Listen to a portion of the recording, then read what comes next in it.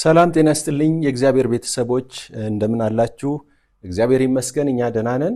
ዛሬ በአዲስ ፕሮግራም ከወንድሜ ከኢዮስያስ ጋር ተከስተናል። ዳሰሳ ሚዲያ ዳሰሳ በሚል ርዕሰ ጉዳይ ብቅ ብለናል። እንግዲህ የተለያዩ ርዕሰ ጉዳዮችን እናነሳለን። እንደ እግዚአብሔር ፈቃድ ጠቃሚ ፕሮግራም እንደሚሆን ተስፋ አድርጋለሁ።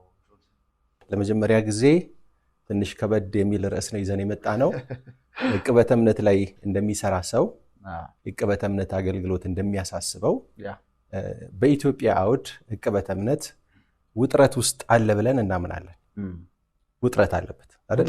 በቃ ሀሉ ትንሽ ከበድ ይላል። ጥሩ ነው ግን የኢትዮጵያ ክርስትና ወይም ደግሞ የክርስትናን እውነት አጽንቶ ለማስተማር ከስህተት አሰራርና ልምምድ ለመታደግ ይሰራል የዕቅበተ እምነት አገልግሎት።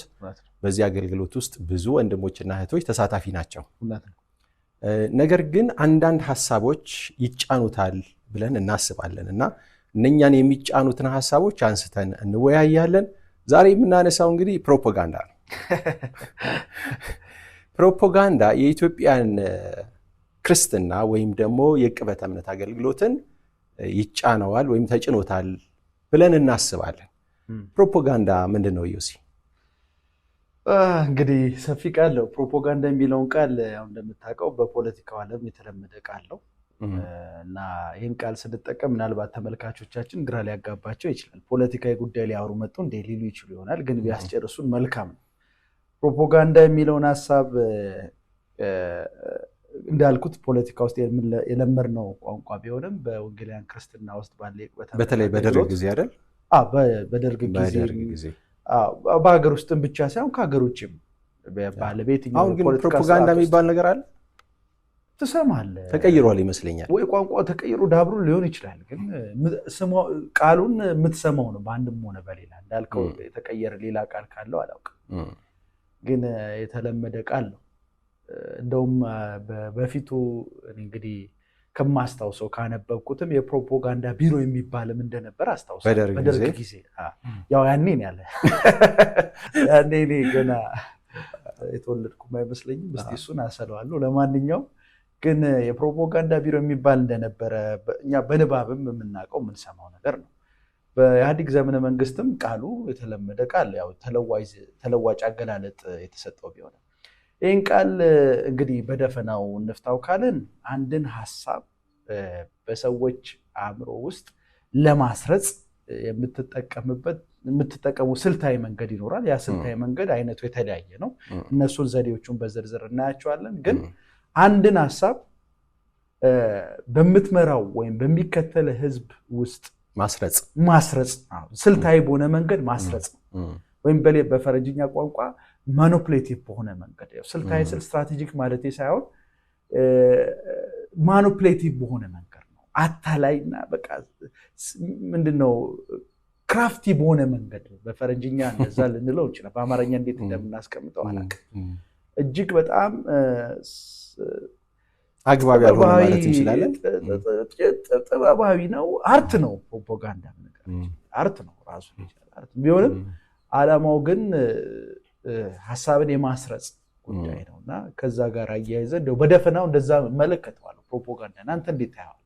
የቃሉን አመጣጥ ስናይ ከላቲን ቃል የመጣው ፕሮፓጌሬ ከሚል የላቲን ቃል የመጣው ሲጀመር ቃሉ በተለይ በ16ኛው ክፍለ ዘመን አካባቢ ማሰራጨት፣ ማስፋፋት ወንጌልን ራሱ በማያምኑ ሰዎች መካከል ማሰራጨት ፕሮፓጋንዳ ተብሎ ነበር። ፕሮፖጌት ከሚለው የእንግሊዘኛ ቃል ጋርም ይመሳሰላል። ፕሮፓጌት ማለት ማሰራጨት ከሚለው ጋር እንግሊዘኛ ነው። በአማርኛው ከእንግሊዘኛው ነው አዶፕት ያደረገው።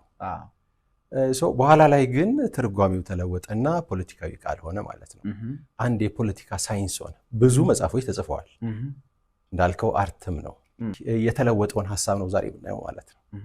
የተለወጠውን ወደ ፖለቲካው አዶፕት ካደረገው በኋላ ሌላ ትርጓሜ ይዟል። ማሰራጨት፣ መልእክትን ማስተላለፍ ከሚለው ተጨማሪ ትርጉሞች ያሉት ፕሮፓጋንዳ አሁን ባለው በፖለቲካ ሳይንስ አንድን የተቀመጠ ዓላማ ፉልፊል ማድረግ ለማሳካት የሚኬድበት ጥበብ ወይም ደግሞ መንገድ ነው። ይህ ጥበብ ደግሞ ሐሰተኛ መረጃዎችን በማሰባሰብም ሊሆን ይችላል።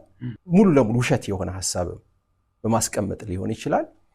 ወደዛ ወደ ተቀመጠው ግብና ዓላማ ሰፊውን ህዝብ ወይም አድማጩን ኦዲየንሱን አይኑን በጨርቅ ሸፍኖ የመውሰድ ያህል ስሜታዊ ሆኖ ነገሩን ሳያስተውል ሳይገነዘብ ካለበቂ መረጃ ዘሎ እንዲገባ የምታደርግበት ስሜቱን የምትቀሰቅስበት መንገድ ማለት ነው።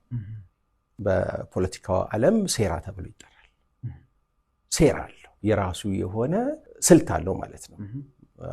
ሴራ እንግዲህ በአሉታዊ ትርጉሙ ነው የምናውቀው፣ አንድ የተመከረ የተንኮል ሐሳብ ማለት ነው።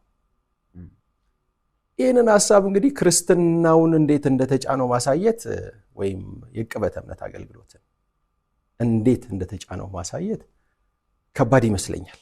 ዛሬ ከባድ ስራ ነው የምንሰራው። ወደ ታለመው ግብ ውሸተኛ ሐሳብን ይዞ የመሄድ ነገር ከሆነ ፕሮፓጋንዳ ቤተ ክርስቲያን ውስጥ በቅበተ እምነት አገልግሎት ቢሆን በሌላ በሊደርሺፕ አካሄድ ላይ ይሄ ሐሳብ የፖለቲካው ጽንሰ ሐሳብ እንዴት ተጽዕኖ ሊያደርግ ይችላል የሚለው ነገር አጠያቂ ይመስለኛል። እኔ ግን ቤተክርስቲያን ከፖለቲካው ዓለም ብቻ የፕሮፓጋንዳን ጽንሰ ሐሳብ ወስዳለች ብዬ አላስብም።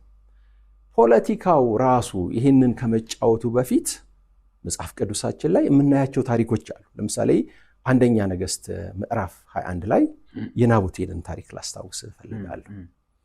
ናቡቴ በፕሮፓጋንዳ የተገደለ ምስኪን ሰው ነው፣ የሚያሳዝን ሰው ነው። እንደምታውቀው አንድ የአትክልት ቦታ የናቡቴንን እርሻ አካብ ተመኘ፣ መውሰድ ፈለገ። ሽጥልኝ አለው። የምትፈልገውን ነገር ሰጥሃለሁ አለው። በጣም ተመኝቶታል፣ ወዶታል። ፈቃደኛ አልሆነም። ምክንያቱም ርስታቸውን አሳልፈው አይሰጡም፣ ኪዳን አላቸው። እሞታለሁ እንጂ አልሰጥም አለው። በጣም አካብ ተናደደ፣ አዘነ፣ ተበሳጨ። ንጉሥ ነው ግን መቀማት አልቻለም። ልክ ቤት ሲገባ ሲታየው ሚስቱ ኤልዛቤል ታውቃታለህ፣ ሚስቱን በጣም ፊቱ ተቀይሯል። ምን ሆነ ነው ብላ ጠየቀችው። ነገራት ማለት ነው። አንተ እስራኤልን ትመራለህ አለችው።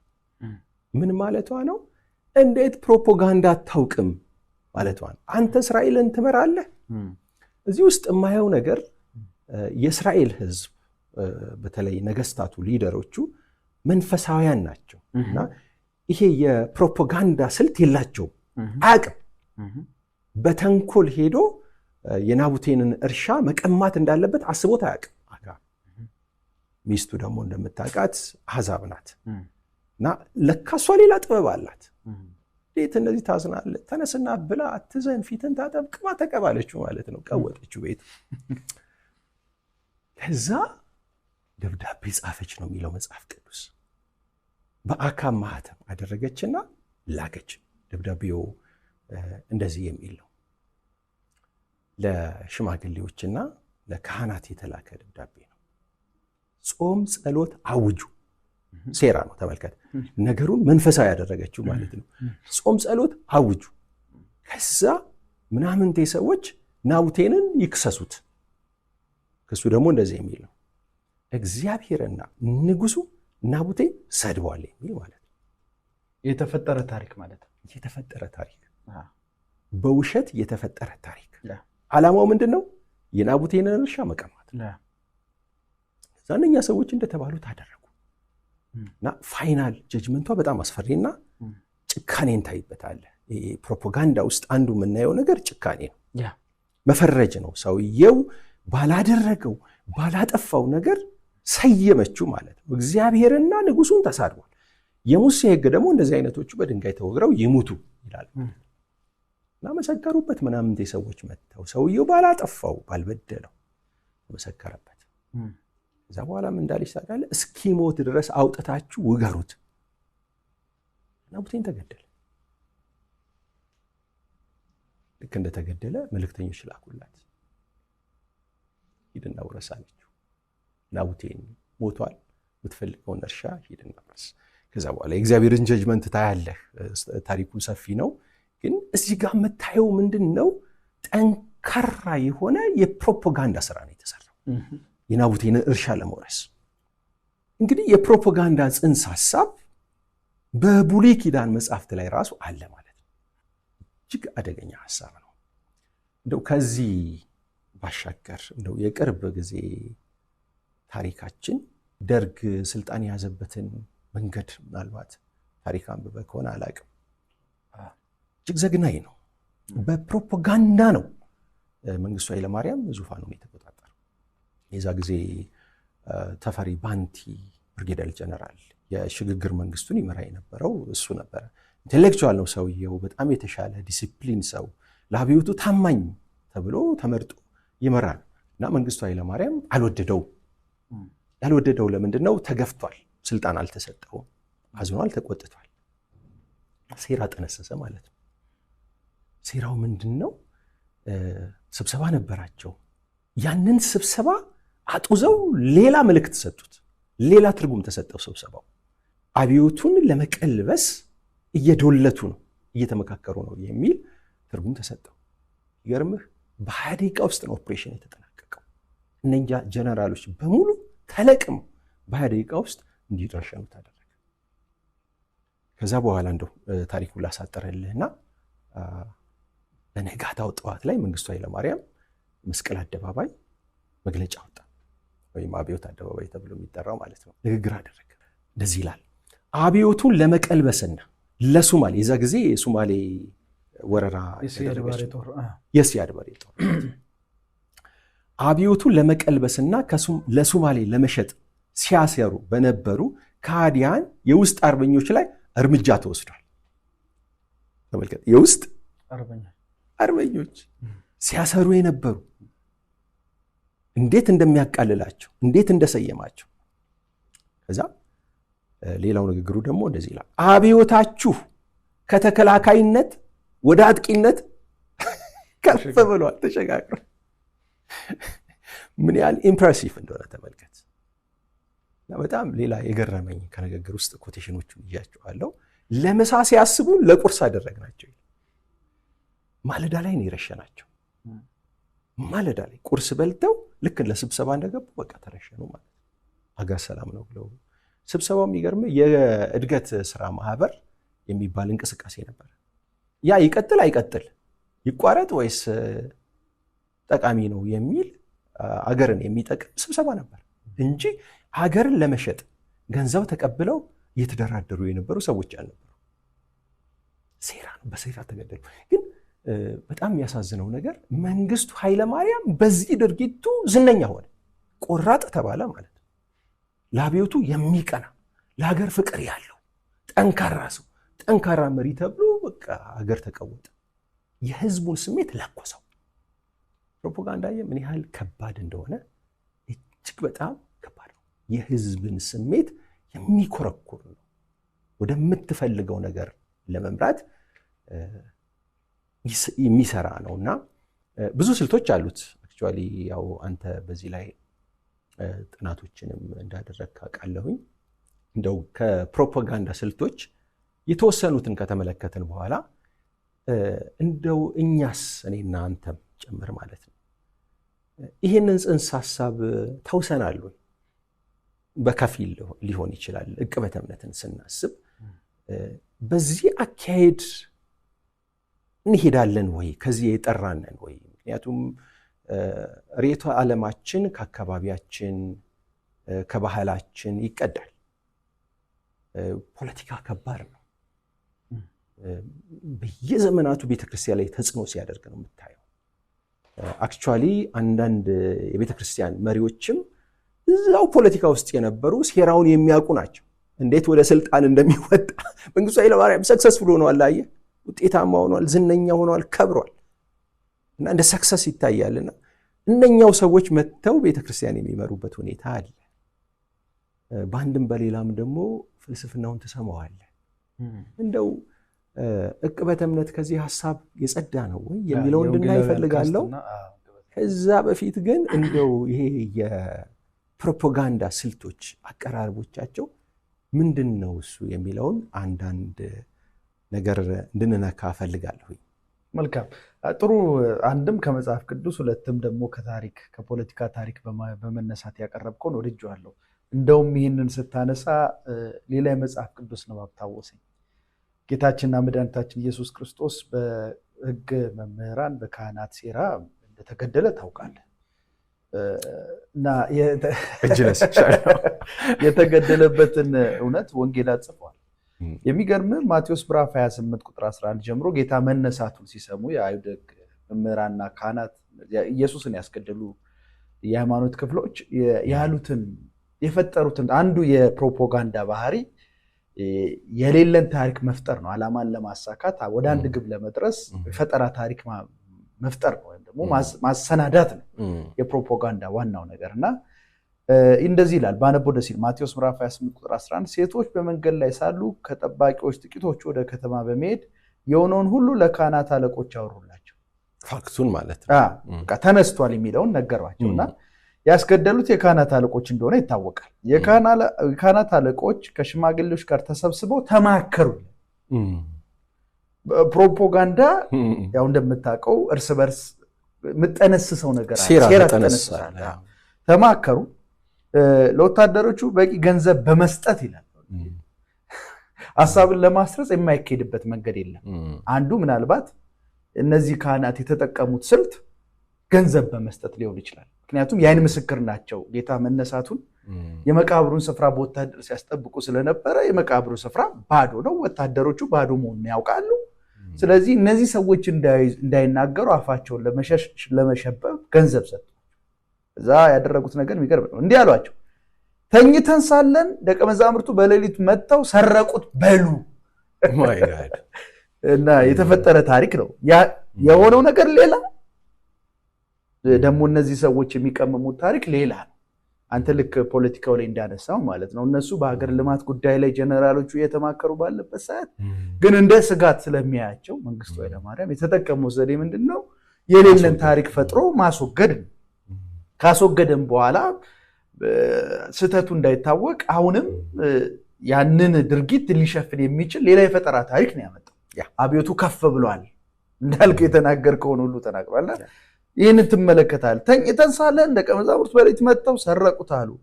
ይህን ወሬ በገዢው ዘንድ ቢሰማ እንኳን እኛ እናስረዳለን፣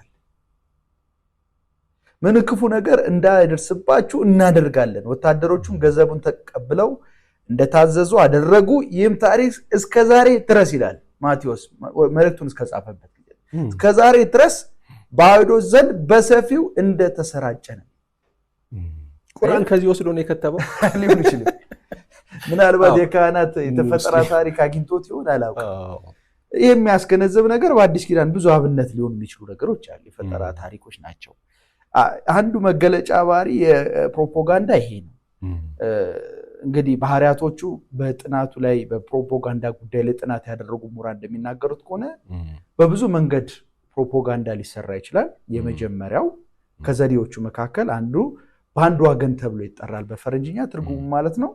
ሁሉም እያደረገው ነው የሚል ነው። ሁሉም እያደረገው ነው፣ ስለዚህ ሁሉም ካደረገው ልክ ነው በሚል እሳቤ ላይ የጸና የቆመ ነው። አንደኛው የፕሮፓጋንዳ ስልት ማለት ነው።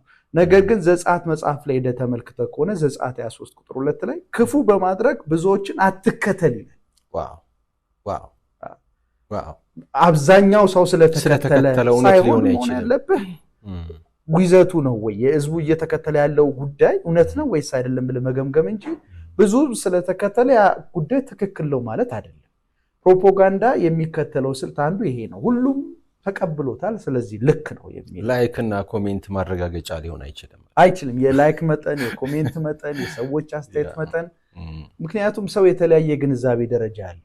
ስለዚህ በሰዎች የግንዛቤ ደረጃ ላይ ቆሞ የራስን አቋም ትክክለኝነት ማስረዳት ማሰመን አይቻልም። እኛ እንደውም በወንጌላውያን ማዕቀፍ ውስጥ ያለን በቅዱሳት መጽሐፍት የበላይ ባለስልጣንነት ምናምን እንደውም የኛ ብቸኛ መለኪያችን 66ቱ ቅዱሳት መጽሐፍት ናቸው። ኦብጀክቲቭ የሆነ ለዓላይ የሆነ እውነት አለ። በዛ ነው መመዘን ያለበት አንድ ሐሳብ እንጂ በተከታይ ብዛት፣ በላይክ ብዛት፣ በኮሜንት ብዛት፣ በሰዎች ምስክርነት ብዛት የሚሆን ነገር አይደለም። የመጀመሪያው ይሄ ነው። ሁለተኛው ተመሳሳይነት አለው። ብዙ ሰው የተከተለው ነው የሚለው በአንድ ወገን ብቻ ሳይሆን ቴስቲሞኒያል የሚባል ደግሞ ዘዴ አለ። ይሄ ደግሞ ምንድነው የሚለው ፌመስ ትልልቅ በቃ ታዋቂ ሰዎች ደግፈውታል። ስለዚህ አንተም ትክክል ያነሳው አይኖት መከተል አለብህ ይባላል። ደግሞ በቅበተ እምነት ላይ የምናገለግል ሰዎች ትልልቅ ሰዎች ስለደገፉን ያነሳነውን ሐሳብ ትክክልን ማለት አይደለም። አሁን አጋጥሞኝ ያውቃል። በአንዳንድ ርዕሰ ጉዳዮች ላይ ጽፌ ሰዎች ስልክ ደውለውልኝ ያውቃል፣ ትልልቅ ሰዎች እና አንዳንዶቹ አፕሪሺየት ያደርገዋል፣ አንዳንዶቹ ደግሞ የራሳቸውን ሐሳብ ያመቸም ይሰጠዋል። ስለዚህ ከትልልቅ ሰዎች እይታ ውጭ ልትሆን አትችልም። የቅበተ እምነት አገልግሎት ስትሰራ ትጋለጣለህ፣ ለሁሉም ትጋለጣለህ።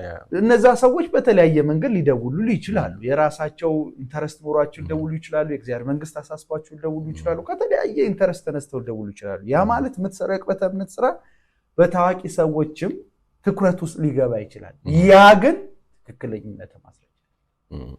ሌላው ፕሮፓጋንዳ ሰዎች የሚጠቀሙበት ይሄን ነው፣ ቴስቲሞኒያል ብለን የምንጠራው።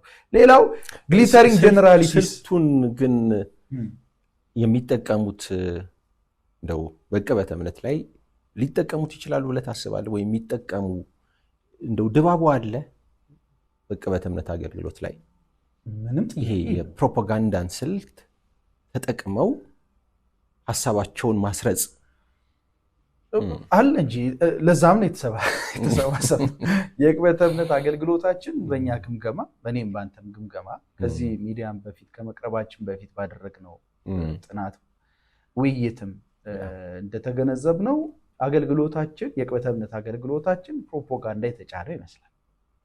ስለዚህ መጥራት አለበት።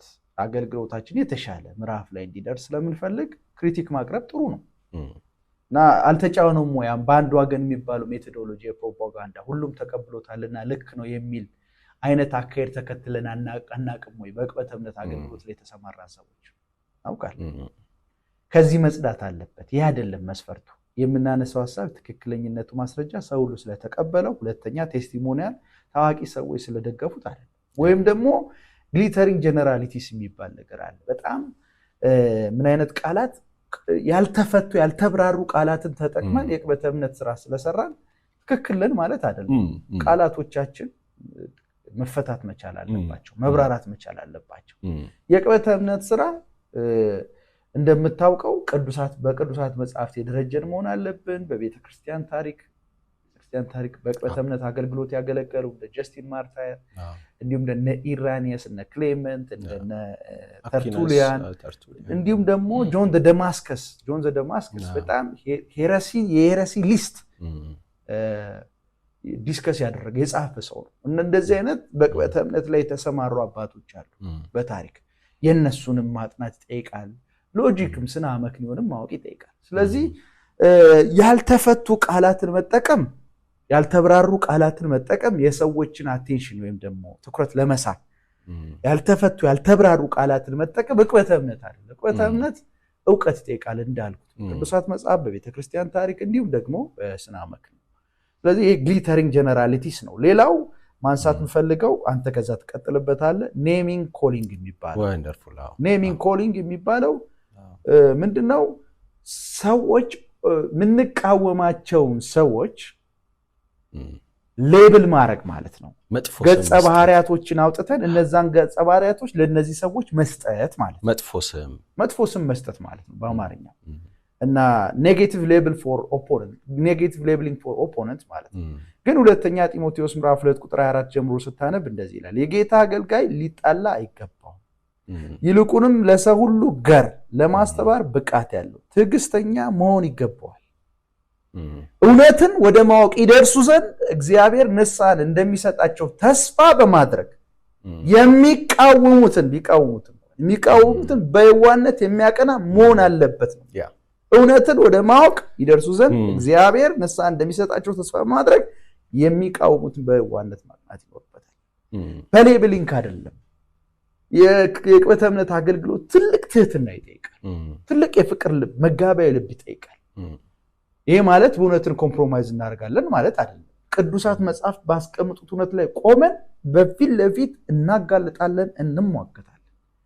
ይህን ስናደርግ ተጠያቂነታችን ለቅዱሳት መጽሐፍት ነው። ከቅዱሳት መጽሐፍት ውጭ ወጠን ግን ሰዎችን ስለማንጉዳቸው ወይም ደግሞ ቁርሾ ስላለን ወይም ደግሞ ከዚህ በፊት ያጠቁን ስለመሰለን ወይም ደግሞ ከዚህ በፊት ከኛ ጋር ስለተጋጩ በቅበተ እምነት ስም አላስፈላጊ ሌብሊንግ በመስጠት አላስፈላጊ ገለጻዎችን ወደ እነዛ ሰዎች ስብዕና በማጣበቅ ማጥቃት ዕቅበተ እምነት አይደለም፣ ፕሮፓጋንዳ ኔሚንግ ኮሊንግ ይባላል።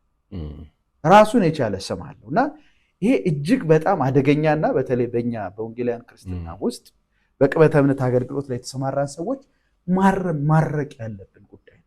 ይህንን ሀሳብ እኔ እናንተ እዚህ ስንወያይ ተመልካቾቻችን እንዲያዩት የምፈልገው ነገር እኛ ራሳችንን እንደ መስዋዕት በግ አድርገን ያቀርበው።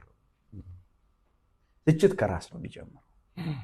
የዕቅበተ እምነት አገልግሎትን ለማዳን እንችል ዘንድ ራሳችንን ነው። ይህን ስናነሳ እገሌን አስበን አይደለም፣ እንደው ምን ያለበት ምን አይችልም እንደሚባለው ካልሆነ በስተቀር ሁላችንም ክፍተቶች አሉ። በእነዚህና በመሳሰሉት አንዳንድ ጊዜ በእንደዚህ አይነት ጉዳይ ላይ ተሰማርተን ራሳችንን አግኝተነው ይሆናል። እውነት ነው። ስለዚህ ከራስ የሚጀምር ትችት ነው ለማለት ነው። ፕሊዝ ጎ ጨምርበት እስቲ። ፕሊዝ ጎ እንደው ካነሳቸው የፕሮፓጋንዳ ስልቶች በጣም ዘግናኝ እና ክፉ ሆኖ ያየሁት ይሄ ኔሚንግ ኤንድ ኮሊንግ የሚለው አፕሮች ነው። እንዳልከው እኛም በዚህ ውስጥ አልፈን ተጠቅተንም እናውቃለን። ያን ሜትድ ትክክል መስሎን ተጠቅመንም እናውቃለን። እኔ ራሴ ማንሳት እችላለሁ እንደው ለትምህርት እንዲሆን። ከዚህ በፊት የዛሬ 2 ዓመት አካባቢ ጳውሎስ ፍቃዱ ኒቆዲሞስ ሾው ላይ ይመስለኛል ቀርቦ ካልተሳሳትኩ ትዕግስት እጅጉ ጋር ዕቅበተ እምነት የሚሰሩ ሰዎች ተቺዎች ናቸው ብሎ ተናግሮ ነበረ። እና እሱ ራሱ እየተቸ ነው ያለው። ግን ዕቅበተ እምነት ውስጥ የሚሰሩ ሰዎችን እየተቸ ነው፣ ግን ተቺዎችን ይቃወማል። እና መንታ ምላስ የሚል አርቲክል ጽፌ ነበር እና ያ በጣም አሳዘነው ማለት ነው እሱ። እና እኔ ልክ እንደሆንኩ ነው ያሰብኩት። ይምጣና ያሳመነኝ ከተሳሳትኩ ይሞግተኝ አልኩኝ። የገስት ነበር የተሰባሰብነው፣ አልነበርክም ይመስለኛል አንተ። በኋላ ቀረብን፣ ፊት ለፊት ማውራት ጀመረ። ሌሎች ወንድሞችም ነበሩ። ሰድበኸኛል አለኝ። አልሰደብኩም አልኩት። መንታ ምላስ ብለኸኛል። አይ ስለሆንክ ነው፣ በአንድ አፍ 2 ነገር ስለተናገርክ ነው ብዬ አስረዳሁኝ። አንዳንድ የሥነ መለኮት ሰዎች ነበሩ። ልክ አይደለህም ብሎ ያሳመነኝና ያረመኝ ሰው አልነበረ። እና ከዛ በኋላም ይቅርታ አላልኩትም። ልክ ነኝ፣ አላጠፋው፣ ሆነ ስላገኘ ሆነ ያልኩት የሚል ነገር ነበረ የመለስኩት ማለት ነው። አሁን ግን ይህንን የፕሮፓጋንዳ ጽንሰ ሐሳብ ሳጠና ለካ ትክክል አይደለም፣ ይቅርታም ማለት ነበር።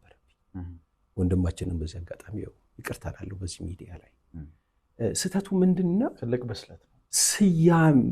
መጥፎ ስም መስጠት በራሱ መጠንቀቅ ይገባናል። አዎ ጭብጡን እኮ አንስተህ ልክ አይደለም ብለህ መሞገት ትችላለህ። እና ይሄ ፕሮፓጋንዳ መጥፎ ስያሜ ይሰጣል እና ልህቀት ያላቸው አንጸባራቂ ቃላትን ይጠቀማል ማለት ነው። ከዛ ሰው አይምሮ ላይ ለካ እኔ ያልገባኝ ነገር ያችነች ስቲክ ሆና የምትቀረው ስድብ የምትሆነው ለካ ሰው አይምሮ ላይ ስለምትጣበቅ ነው። እውነት ስላልያዘች አይደለም። ጳውሎስ ፍቃዱ መንታ ምላስ ነው የሚል ስያሜ ይዛ ትቀራለች ማለት ነው። እሱ ደግሞ አፌክት ያደርጋል የአገልጋዩን ህይወት፣ የአገልግሎት ህይወት። አዎ አፌክት ያደርጋል። እና ፕሮፓጋንዳ ላይ ግን ሆን ተብሎ ነው የሚሰራው። በልኩ ነበር መተቸት ነበር። ቃሉ ሳትጠቀም እግዚአብሔር ይባርክ። ስህተቱን በደንብ በሚገባ መንገድ መተቸት ይቻላል። እና ይሄ መጥፎ ስያሜ መስጠት የሚለው የፕሮፓጋንዳ አካሄድ እጅግ በጣም መጥፎ ነው። መንግስቱ ኃይለማርያም ያደረገውን ነው ቅድም በነገርኩ ታሪክ ላይ ላስታውስና ከሃዲዎችና የውስጥ አርበኞች የሚል ስያሜ ይሰጣቸው። እንዴት ይዘገናል! እነኛን የተከበሩ ሀገር ሊጠቅሙ የሚችሉ ሰዎች መጥፎ ስያሜ ሰየማቸው። ሰው ለቅሷቸውን ማልቀስ እስኪያቅተው ድረስ ማለት ነው። የሰው ስሜት ተነካ። የውስጥ አርበኞች፣ ከሃዲዎች፣ አገር ሊሸጡ እንኳ አልነበረም። ናቡቴን እኮ አልሰደበም። ፕሮፓጋንዳ ነው። ኢየሱስ ላይም የተሰራው እንደዛው ፕሮፓጋንዳ ነው። እና ሌላው ሎዲንግ ላንጉዌጅ የሚሉት አለ። ስሜት ቀስቃሽ አንጸባራቂ ቃላት ጠቅሼዋለሁ። እንደዚህ ነው ያለው መንግስቱ። አብዮታችሁ ከተከላካይነት ወደ አጥቂነት ተሸጋግሯል። በአንድ ጊዜ ማለት ምንድነው መከላከል ምንድነው ማጥቃት ያልተፈታ ቃል ግን አንጸባራቂ ቃላቶችን መጠቀም ኢሞሽን ውስጥ የሰውን ስሜት በቀላሉ የምትነካበትን ሜትር ነው የምትጠቀመው። ቅድም ግሊተሪንግ ጀነራሊቲ ያልኩት ማለት ነው። ያ ዕቅበተ እምነት እንግዲህ ከዚህ መማር አለበት ብዬ አስባለሁ። እንደዚህ አይነት ቃላቶችን በመጠቀም ነገርን ከልኩ በላይ አግኖ እውነታው እንዳይታይ በማድረግ ሰዎችን እስከ ማጥቃት ድረስ በፍጹም መሄድ የለበትም። እንደው ቅድም አንስተሃል ሌቢሊንግ የሚለውን ማለት ነው መሰየም የሚለውን እዚህ ጋር ስናነሳ ምናልባት ሐሰተኛ ማለት አያስፈልግም ወይ የሳቱ ሰዎችን የሚል ጥያቄ ሊነሳ ይችላል። እኛ ያለው እሱን አይደለም። ሰው በስተቱ መጠየቅ አለበት። ተሳስቶ ከሆነ ሐሰተኛ መባል አለበት። ተጨባጭ መረጃ በሌለበት ነው እያለን ያለ ነው። ሐሰተኛ የሚያስብለው በቂ ያስተምሮ ስህተት፣ በቂ የልምምድ ስህተት ሳይኖር መለጠፍ ማለት ነው። በዚህ መንገድ ከሄድን ሐሰተኛ ማንለው በጭራሽ አይኖርም። ምክንያቱም የማይሳሳት ስለማይኖር ሰዎች ነን፣ በየቀኑ እንሳሳታለን። ከስህተቶቻችንም እየተማርን ነው የምንሄደው። እኛ በልኩ ይገለጥ የሚል ሐሳብ ነው ያለን። ቅዱሳት መጽሐፍት ባስቀመጡበት ልክ ነው መገለጽ ያለበት። ለምሳሌ ከተማችን ውስጥ በሐሰት ትምህርትና ልምምድ የሚታወቁ በቅዱሳት መጽሐፍት ጥናታችን ንባባችን ቅዱሳት መጽሐፍትን ስናጠና የምንገነዘባቸው ነገሮች አሉ። በተለይ እንደ ዕቅበተ እምነት አገልጋይነታችን ለምሳሌ አሁን አንተ የአማልክቱ አዋጅ የሚል መጽሐፍ ድንቅ መጽሐፍ አበርክተህልናል። እግዚአብሔር ይባርክ። ይሄ መጽሐፍ የቃልነት እንቅስቃሴ አስተምሮ ምን እንደሚመስል ታሪካዊ ዳራውን በመዳሰስ አሁን ያለውን እውነታ ዲስከስ እስከማድረግ የሚደርስ መጽሐፍ ነው። ይሄ መጽሐፍ ከመሬት ዝም ብሎ የተነሳ አቶ ዘብሎ የመጣ ነገር አይደለም። በተጨባጭ በኢትዮጵያ ወንጌላውያን ክርስትና ውስጥ በቃልነት አስተምሮ ውስጥ ያሉ መምህራን ስላሉ አምነ ደም አንዳንዶቹን በወቅቱ ስማቸውን ሁሉ በመጥቀስ ምክንያቱም ትክክል ነው፣ መጽሐፍ ቅዱሳዊ ነው። የተመለሱ ሲመስሉ ደግሞ በማረም ጽፈሃል ስላለ ነው። ያ ማለት እንዲገነዘብ የምፈልገው ነገር አለ በተጨባጭ በኢትዮጵያ ወንጌላውያን ክርስትና ውስጥ የሐሰት ትምህርትና ልምምድ አለ። እነዚህ ሰዎች ግን የምንገልጻቸው አንዱ አቃቢ እኮ እምነት ለቅዱሳት መጽሐፍት የበላይ ባለስልጣንነት ተገዥ መሆን አለበት።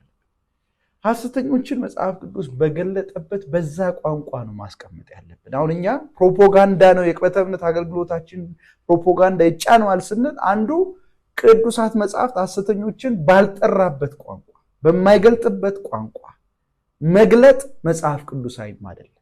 መጽሐፍ ቅዱሳዊ ያለመሆኑ ብቻ አይደለም፣ ሰዎችንም ስነ ልቦና ይጎዳል። የምንተቸውም ሰው ወይም በዚህ አስተምሮት ውስጥ ያለው ትምህርቱን የምንተቸው ሰው የንስሐ ዕድልም አይኖረውም፣ ራሱን የመመልከት ዕድል አይኖረውም። ይልቁንስ በልብ ውስጥ እልህኝነት ነው የምንከተው። ሐሰተኞች አይመለሱም የሚል አርጉመንቶችን አያለሁ፣ ሙግቶችን አያለሁ። ፌስቡክ ላይ የሞገቱኝ ሰዎች አሉ። ይመለሳሉ ብለህ ነው? አይመለሱም። ተስፋ ቆርጦ የሚጀምር የዕቅበተ እምነት አካሄድ ማለት ነው። የንስሐ ዕድል መስጠት አይደለም። አይመለሱም ብሎ ደምድሞ ነው የሚሰራው። ይሄ በጣም አደገኛ ይሄ በጣም አደገኛና እንደውም እኔ ዲመኒክ ነው ብዬ የማስቀምጠው እንደዚህ አይነቱን ያስተሳሰብ ዝንባሌ አጋንንታዊ ነው። ይሄ በደንብ መሰመር አለ። ምክንያቱም ዕቅበተ እምነት ላይ የተሰማራ ሰዎች የመንግስተ ሰማይ ደጅ ከፋችና ዘጊ አይደለም። ማን ያቆመን? የእግዚአብሔር መንግስት ደጅ ላይ ያቆመን። ግባ ውጣ የምንል ማንን? አጥባቢና አስፊ ማን አደረገ?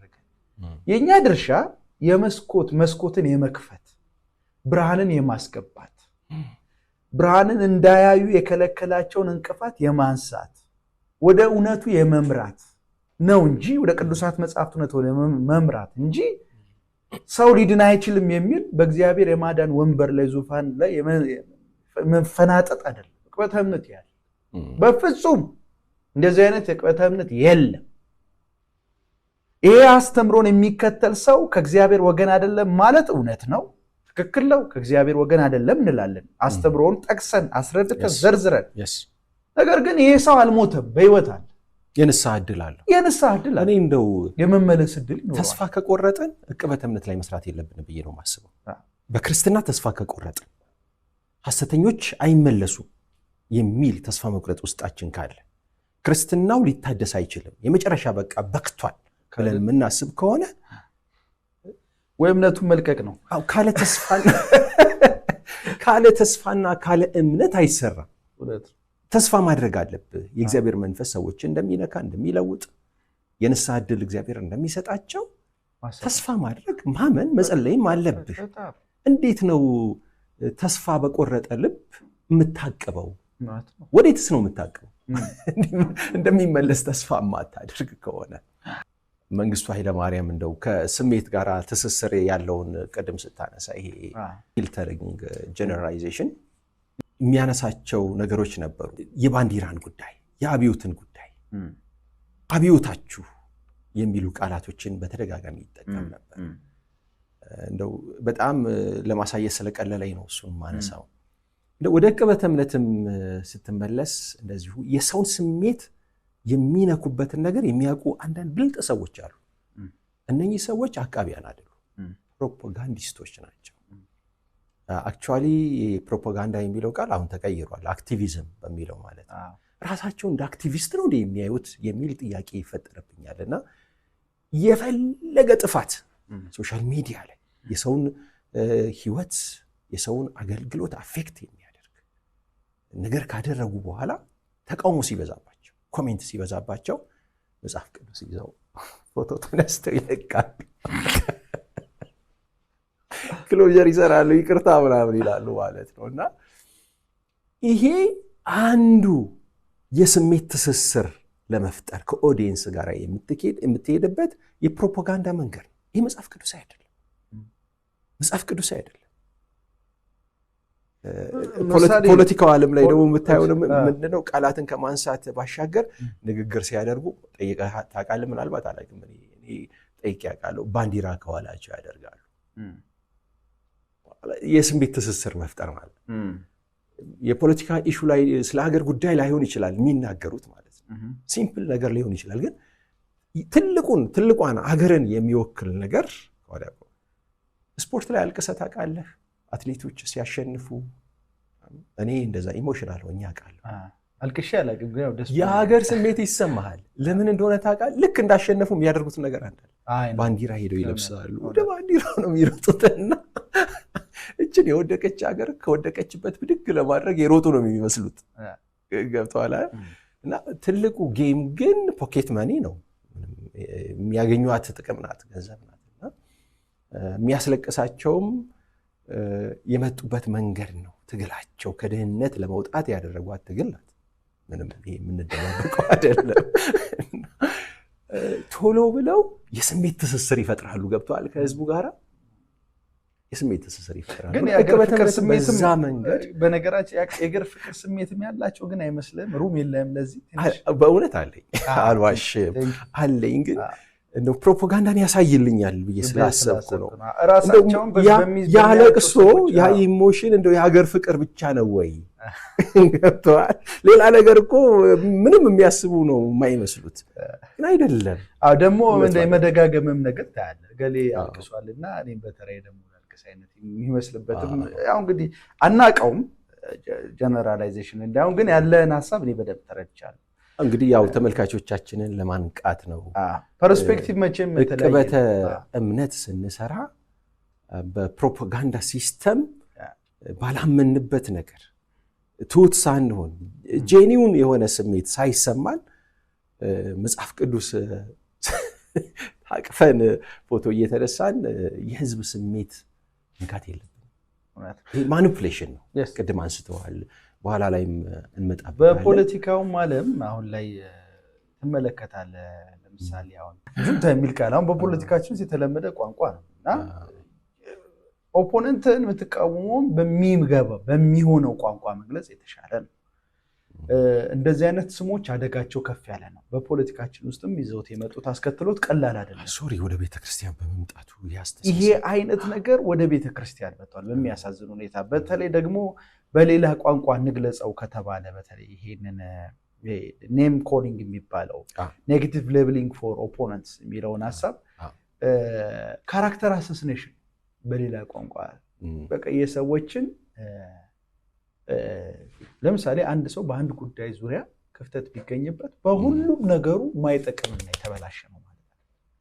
በሐሰት ትምህርት ጉዳይ ላይ እያልኩ አይደለም፣ በሌላ ጉዳይ ላይ ማለት ነው፣ በማህበራዊ ጉዳይ ላይ ሊሆን ይችላል። አንድ ክፍተት ማለት የእግዚአብሔር ቃል የሳታ አይመለስንም ይላል። እውነት ነው። በህይወት ድካምም እንኳን ብታወራ አንዳንድ አገልጋዮች በተለያየ ህይወት ድካም ውስጥ ያልፋሉ። አንዳንዶቹ ሆን ብለው በትምህርት የሚወድቁ አሉ። አንዳንዱ ደግሞ ድካሙ ሊሆን ይችላል። ገብቷል? ይሄ የሚራራልባለን ወይ የሚመር ይሄ የድካም ጉዳይ እንዳለመታደል ሆኖ ይሄ እንደዚህ አይነት ጉዳይ ወደ ሚዲያ የሚመጣም አልነበረም። ወይ በአጥቢያ ቤተክርስቲያን ወይ ደግሞ አጥቢያ ቤተክርስቲያን ከሌላቸው አብያተ ክርስቲያናት ሊዳኙት የሚገባ ጉዳይ ነበር። እንደዛ መሆን አልቻለም። ያሳዝናል። ግን እነዚህ ጉዳዮች ለሚዲያ ፍጆታ ያወጣሉ። እነዚህ የግለሰብ የአንድ ጊዜ ክስተት የአንድ ጊዜ ስህተት ይሄ በትምህርት የመጣውን ማለት አይደለም። የአንድ ጊዜና የሁለት ጊዜ ስህተት ተነስቶ እነዚህ ሰዎች በቃ የማይጠቅሙ ከዛ በኋላ ምንም እርባና የሌላቸው ሰው ሁሉ ሊሰማቸው የማይገባ አድርገን እናቀርባለን። ትልልቅ እግዚአብሔር ሰዎች ወድቀዋል። ዳዊት ለምሳሌ የኦሪዮን ሚስት ለማግኘት የሄደበት ርቀት አይታል። እግዚአብሔር እንደ ልቤ ያለው ሰው እንደ ልቤ ብሎ የተናገረለት በምድር ላይ እንደሱ አይነት ትሁት ሰው የለም ያለለት ሰው ነው።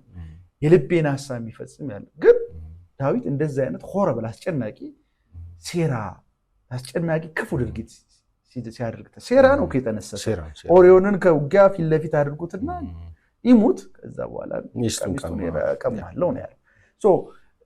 እግዚአብሔር እንኳን እንደዚህ የመሰከረላቸው ሰዎች በእንደዚህ አይነት ህይወት ድካም ውስጥ አልፈዋል። እኔ ምንድነው ድካም ትክክል ነው እያልኩ አይደለም። ግን እንደ ብለህ አታውቅም ልትልም አትችልም። ይሄ ፓስተር አለብ ያስፈልገ መጋቢያ ልብ ያስፈልገናል። የቅበተ እምነትም ትኩረት አይደለም። በነገራችን የሰዎች የግል የህይወት ድካም ጉዳይ ወደ ሚዲያ አውጥተህ የምታወራው ጉዳይ አይደለም። ትምህርታዊ ሆኖ ከተገኘ ትምህርታዊ ሆኖ ትምህርት የወለደው ከሆነ ሰው በሁለት ምክንያት ኃጢአትን ይሰራል፣ ይደክማል። አንደኛው ከኃጢአታዊ ተፈጥሮ ጋር እየታገልን የምንኖር እንደመሆናችን መጠን እንደ ሉትራን እንደሚሉት የጸደቅን ኃጢአተኛ ነን ይላል። ከኃጢአት ጋር እንደሚታገል ሰው ልንወድቅ እንችላለን፣ እንነሳለን። የመንፈስ ቅዱስ ሙላት የሚያስፈልገን እኮ ለዛ ነው። ዘወትር እየተሞላን እየታደስን የምናገለግለው ለዛ ነው። አንዱ ብሏል ቀዳዳ ስላለን ሁሉ ጊዜ መንፈስ ቅዱስ ሙላት የሚያስፈልገናል። እውነት ነው። ሽንቁር ስላለን ከዛ ውጪ ግን በትምህርት ደግሞ የሚመጣል። በትምህርት የሚመጣውን ኤክስፖዝድ አድርጓል። እሱንም ተጠንቅቀ ነው የህይወት ድካም ይዞ የመጣበትን ውድቀት ወስደ ሌብል እያደረክ እኔ ከጥቂት ቀናት በፊት እኔ እናንተ አብረን ቁጭ ብለን ሻይ ቡና እያልን አንድ ወንድማችን መጥቶ ስለ አንድ ገሌ ስለሚባል ሰው ያወራው ንግግር እኔ እስካሁን ይሰቀጥጠኛል። ያወራበት የድፍረት ልክ በጣም እንደዚህ አይደለ እንዴ እሱ እንደዛ አይደለ እንዴ እንደዛ አንዳንድ ጉዳዮች ምን አለ አፋችን ብንዘጋ ዝም ብንል ይሄ ሌብሊንግ ውስጥ ባንገባ ማለት ይሄ ጉዳይ በማውራት ምን የምናመጣው ነገር አለ? የሚሻለው ሰውየውን በግል ሄዶ ማናገር ወይም ደግሞ የሚመለከታቸው አባቶችን ይዞ ሄዶ እውነተኛ ከሆነ መተቸትና ማለት ማረቅ እንጂ እንዲህ በይፋ እያወራ የምታመጣው እንደዚህ አይነት ቅበተ እምነት የለም። እና ይሄ ሌብሊንግ የሚባለው ነገር አደገኛ። ሌላ አንዱን ብጨምርና ወደ አንተ ብመጣ ደስ ይለኛል። ካርድ ስታኪንግ የሚባል ደግሞ የእንትን አይነት አለ፣ የፕሮፓጋንዳ አይነት። እሱ ምንድነው? ሙሉውን እውነት ሳይሆን መረጃ one side of the fact ወይም ደግሞ የእውነታውን የሆነኛውን ግማሽ የመናገር። ምክንያቱም ሐሳብን ለማስረጽ ሙሉውን ፒክቸር አይደለም፣ የሆነውን ሴክሽን ብቻ አውጥቶ ቅበተ እምነት ሰራው ብሎ ማለት ነው። አደገኛ ነው። ለምሳሌ የቃል እምነት እንቅስቃሴ መምህራን አንዱ የማያስተምሩት ግን አስተምሯል ተብሎ የሚተቹት ነገር ለምሳሌ በስጋ የምትሰራው ኃጢአት አይደለም፣ ለስጋ አርነት ይሰጣሉ፣ ለነሱ ዋና ማንነት መንፈስ ነው ይላሉ ብለው ያነሳሉ። የቃል እምነት እንቅስቃሴ አስተምሮ እንዳጠና ሰው እንደዚህ አይነት አስተምሮ እንደሌላቸው መረዳት ይችላል። የቃል እምነት እንቅስቃሴ አስተምሮ ስለ ስጋ ያለው አመለካከት እንደውም ከመንፈሴ ወደ ስጋዬ በነፍሴ በኩል በመናገረው አዎንታዊ ወጃ ፖዚቲቭ ኮንፌሽን እግዚአብሔራዊ የሆነውን መለኮታዊ ጤንነት ዲቫይን ሄልዝ ዲቫይን ሂሊንግ ወደ ስጋ ያመጣለው። ስጋዬ የመንፈሴን አይነት ህይወት ይካፈላል። ስለዚህ ከበሽታ ከድህነት ከምናምን ነፃ ሆናለሁ እንጂ በስጋዬ እንዳሻዬ እሆናለሁ የሚል ትምህርት የላቸው። በልኩ አስተምሮን ማቅረብ ይገባል። እንዲህ ብለው ማስተማራቸው እኮ ሐሰት ነው። ከነፍሴ ከመንፈሴ ወደ ስጋዬ የማደርገው ሞኖሎግ ኮንፌሽን በፍጹም መጽሐፍ ቅዱስ አይደለም። ብዙ ጊዜ ተችተናል። ይተቻል። የሚተቸው በልኩ በልኩ እነሱ ያላስተማሩትን ግን ወስዳችንባቸው የተወሰነውን እውነት ይዘ አይ ስለ መንፈስ ከፍተኛ ቦታ አላቸው ለስጋን አሳስፍራላቸው ብለህ የምትጨምር ከሆነ ስጋን እንዳሻ ነው የሚሉት ብለህ የምታስተምር ከሆነ ሙሉን እውነት ይዘህ እየተቻለ የሰዎች የሚያደምጡን ሰዎች አቴንሽን ለመሳብ እንጂ የነዚህን ሰዎች በነገራችን የቅበተ እምነት አገልግሎት ሙሉ እውነት ይዞ መቅረብ ስላለበት አካውንታቢሊቲ ስላለበት ቁጭ ብሎ ማጥናት ይጠይቃል። ወንበር ላይ መቀመጥ፣ መስማት፣ ማንበብ፣ ማሰላሰል ይጠይቃል። እንዴ ዝም ብለህ ተነስተህ የምትሰራው ስራ አይደለም። የሐሰተኞችን ትምህርት በእነሱ ጫማ ውስጥ ሆኖ የትምህርቱን ምንነት መረዳትና መተቸት እንጂ ገሚስ እውነት ወስዶ የሚሄድ አይነት ነገር ቅበተ እምነት ላይ ታያለህ። ካርድ ስታኪንግ አንድ ጥቅስ በጠቅስና ወደ አንተ መጣ። ሁለተኛ ቆሮንቶስ ምዕራፍ 4 ቁጥር 2 ጳውሎስ እንደዚህ አለ፣ ነገር ግን ስውርና አሳፋሪ ነገሮችን ትተናል፣ አናታለን፣ የእግዚአብሔርን ቃል ከሐሰት ጋር አንቀላቀልም። ምክንያቱም ውሸትን እግዚአብሔርን ለእግዚአብሔር ለመወገን ብለህ ከሐሰት ጋር እውነትን ልትቀላቅል አትችልም። እግዚአብሔር ባዕድ የሆነ ነገር አይመችም። እውነተኛ አምላክ ነው። ይልቁንም እውነትን በግልጥ በሙላቱ ልክ ማለት ነው በግልጥ እየተናገርን በሰው ሁሉ ሕሊና ዘንድ ተቀባይነት እንዲኖረን ራሳችን በእግዚአብሔር ፊት እናቀርባለን። በእግዚአብሔር ፊት ስናቀርብ ነው በሰዎች ሁሉ ተቀባይነት ያለ። ከሰዎች ተቀባይነት ሲኖር እግዚአብሔር ይቀበለናል አለ ጳውሎስ። በእግዚአብሔር ፊት አቀርበን በሰዎች ሁሉ ዘንድ ተቀባይነት ይኖር መቼ? እውነትን በግልጥ እየተናገርን። ይሄ እውነትን በሙላቱ ሳይሆን one side of the fact የእውነታውን የሆነ ክፍል ብቻ በመጥቀስ የቅበተ እምነት አገልግሎት መስራት ፕሮፓጋንዳ ነው። ካርድ ስታኪንግ የሚባል የፕሮፓጋንዳ ሜትድ ነው። መጽሐፍ ቅዱስ አይደለም። ያ ጥሩ አንስተዋል። ሀገርን ለመሸጥ ተሰብስበው ሲያሴሩ ብሎ ነው የተናገረው። እርምጃ ተወስዶባቸዋል። እነኛ ሰዎች ቅድም እንደነገርኩ ውይይታቸው እድገት ስራ ማህበሩ ይቀጥል አይቀጥል የሚል እንጂ ከሲያድ ባሬ ጋር እየተስማሙና እየተዋዋሉ አይደለም። ገንዘብም አልተቀበሉባቸው። ምንም አይነት ግንኙነትም የላቸውም። አንድ ጥሪ አድርገው ነበር ተቃዋሚ ፓርቲዎችን በሙሉ አሁን እርስ በርስ የምንጣላበት ጊዜ አይደለም፣ ተወረናል፣ አገርን ለማዳን እንሰብሰብ የሚል ጥሪ አድርገው ነበር። የሚገርም ያ ራሱ በኔጌቲቭ ነው የተተረጎመው።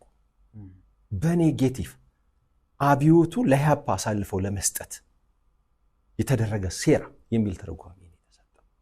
እና እውነትን ማዛባት እጅግ በጣም አደገኛ ነው። ያነሳውን መጽሐፍ እኔ በምጽፍበት ጊዜ እንዳልከው ብዙ ሰዎች ሜንሽን አድርጌያለሁ፣ መጽሐፋቸውን ኮት አድርጌያለሁና በእግዚአብሔር ፊት እውነቱን ምንግር ስጽፍ ኬኔት ሀገን እንግዲህ አሁን በህይወት የለም። አክቹዋሊ እዛ ጊዜ በህይወት ነበረ። ግን እኔና ኬኔት ሀገን በአካል የምንተያይበት የምንገናኝበት፣ ኬኔት ሀገን እኔን የሚወቅስበት እድል የለውም። የት ያገኛል? ስጽፍ ግን ኬኔት ሀገን አማርኛ እንደው በርቶለት ተገልጦለት ቢያነብ ልክ ነው ብሎ ያምናል ወይስ እየዋሸ ነው እኔ ያላልኩትን ነው ያለው ብሎ ይወቅሰኛል የሚል ጥያቄ እየጠየቅኩ ነው። ኮት አድርጌ ነበር፣ ምንድነው ስጠቅሴ ነበር። ሌሎቹንም እንደዚሁ እውነትን ሳናዛባ በትክክል የመግለጥ ኃላፊነት አለብን። ቅበተ እምነት ስንሰራ የተዛባ ስዕል በሰዎች አእምሮ ውስጥ እንዳናስቀምጥ መጠንቀቅ መቻል አለብን። ሌላው መረጃን መደጋገም የሚል ልክ እንደ ቃላትን መረጃን መደጋገም ሪፒቴሽን አንዱ ሌላኛው ፕሮፓጋንዳ። መረጃ እውነት ላይሆን ይችላል፣ አሳማኝ ላይሆን ይችላል፣ ተጨባጭ ትሩዝ ላይዝ ይችላል። ግን በተደጋጋሚ ምን ይላል ሳይንሱ? የሰው ልጅ በተደጋጋሚ አንድ ነገር ሲሰማ እውነት እንኳን ባይሆን እውነት ነው ብሎ ይቀበላል። እንደዛ አይነት ፕሮባቢሊቲ አለው። ባይ ዲፎልት ማይንዳችን ለዛ አክሰፕት ያደርጋል። ኮሚኒስቶች ያንን ስልት ይጠቀሙ ነበረ። የሃይማኖት ሰዎችን ይሰበስቡና ቴፕ ይከፍታሉ። እግዚአብሔር የለም እግዚአብሔር የለም እግዚአብሔር የለም የሚል ማለት ነው፣ ብሬናቸውን ወሽ ለማድረግ እና ከዛ ሲወጡ እግዚአብሔር የለም ብለው እንዲወጡ ማለት ነው። ግን በጣም የሚገርመው ብዙ ጊዜ አይሳካላቸው፣ መንፈስ ቅዱስ ስለሚረዳቸው እግዚአብሔር አለ ብለው እንደውም ብሶባቸው የእምነት ሰው ሆነው ይወጣሉ። የሪቻርድ ቡምብራንድን መጽሐፍ አንብበዋል? ለክርስቶስ ተሰቃየው የሚል 18 አጥንቶች ተሰበሩብኝ ይላል ያ ሰውና አንዱ የተደረገበት አታክ ይሄ ነው። በጨለማ ክፍል ውስጥ 24 ሰዓት ሙሉ አንድ ቃል እንዲሰማ ይደረጋል። ሪቻርድ ቡምብራንድ ግን የሚያመልኩት ጌታ አልጠፋባቸው። በዛ ሰፈሪንግ ውስጥ ማልፈው ማለት ነው። መንግስቱ ኃይለማርያም አንድ የሚጠቀመው ቃል ነበረ፣ አብዮቱ ወይ ሞት የሚል እቺ የሁልጊዜ መፈክር ነበረች ታሪኩን ሳይና ህዝቡ ለአብዮቱ መሞት እንዳለበት በቃ አምኗል። በሚደጋገመው ቃል ምንም ቤተሰቡን፣ ሚስቱን፣ ልጁን፣ ትዳሩን፣ ኑሮን አያስብ።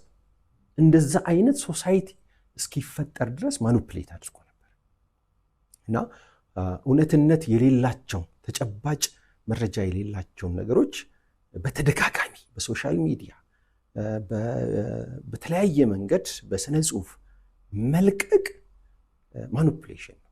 ምናልባት በኋላ ላይ አንተ ትመጣበታለህ። አምልኮተ ሰብ ላይ በጥልቀት ስለሰራ እንደው ከአምልኮተ ሰብ ጋር ይገናኛል ወይ የሚል ጥርጣሬ ያለኝ እና በኋላ ላይ አነሳዋለሁ። ሌላው አስቀድሞ እርጉም ማድረግ፣ ሙግቱን ከመጀመር በፊት እርጉም አድርገህ ትጀምራለህ ማለት ነው። እርኩስ ሰይጣናዊ አድርገህ አራክሰህ ዲሞኒክ አድርገህ ሙግት ታደራጃለህ። ይሄ የሚደረገው ለምንድነው? ማኒፕሌት ካደረግከው የኦዲየንስን ማይንድ ቀጥሎ የምታቀርበውን ክሪቲሲዝም በጥልቀት አያየውም፣ ሳይፈትሽ ዝም ብሎ ይቀበለዋል ማለት ነው። ይህ በጣም አደገኛ ነው። እንግዲህ እነኚህን ባህሪዎች የምናይበት ምክንያት እነኚህ ነገሮች በዕቅበተ እምነት ውስጥ እየታዩ ስለሆነ በስፋት በዕቅበተ እምነት ስም እየታዩ ነው። ሰዎችን ለማጥቃት ሆን ተብሎ ክርስትናን ለማጥቃት ለክርስትና የቆሙ ይመስላል፣ ግን ክርስትናን ለማጥቃት ነው ዕቅበተ እምነትን እየሰሩ ያሉት አንዳንድ ሰዎች። ይሄንን ተመልካቾቻችንም እንዲያስተውሉ ከዚህ ተጽዕኖ ራሳቸውን ማውጣት እንዲችሉ ለማሳሰብ ነውና መንግስቱ ኃይለማርያም ያለው ምንድነው?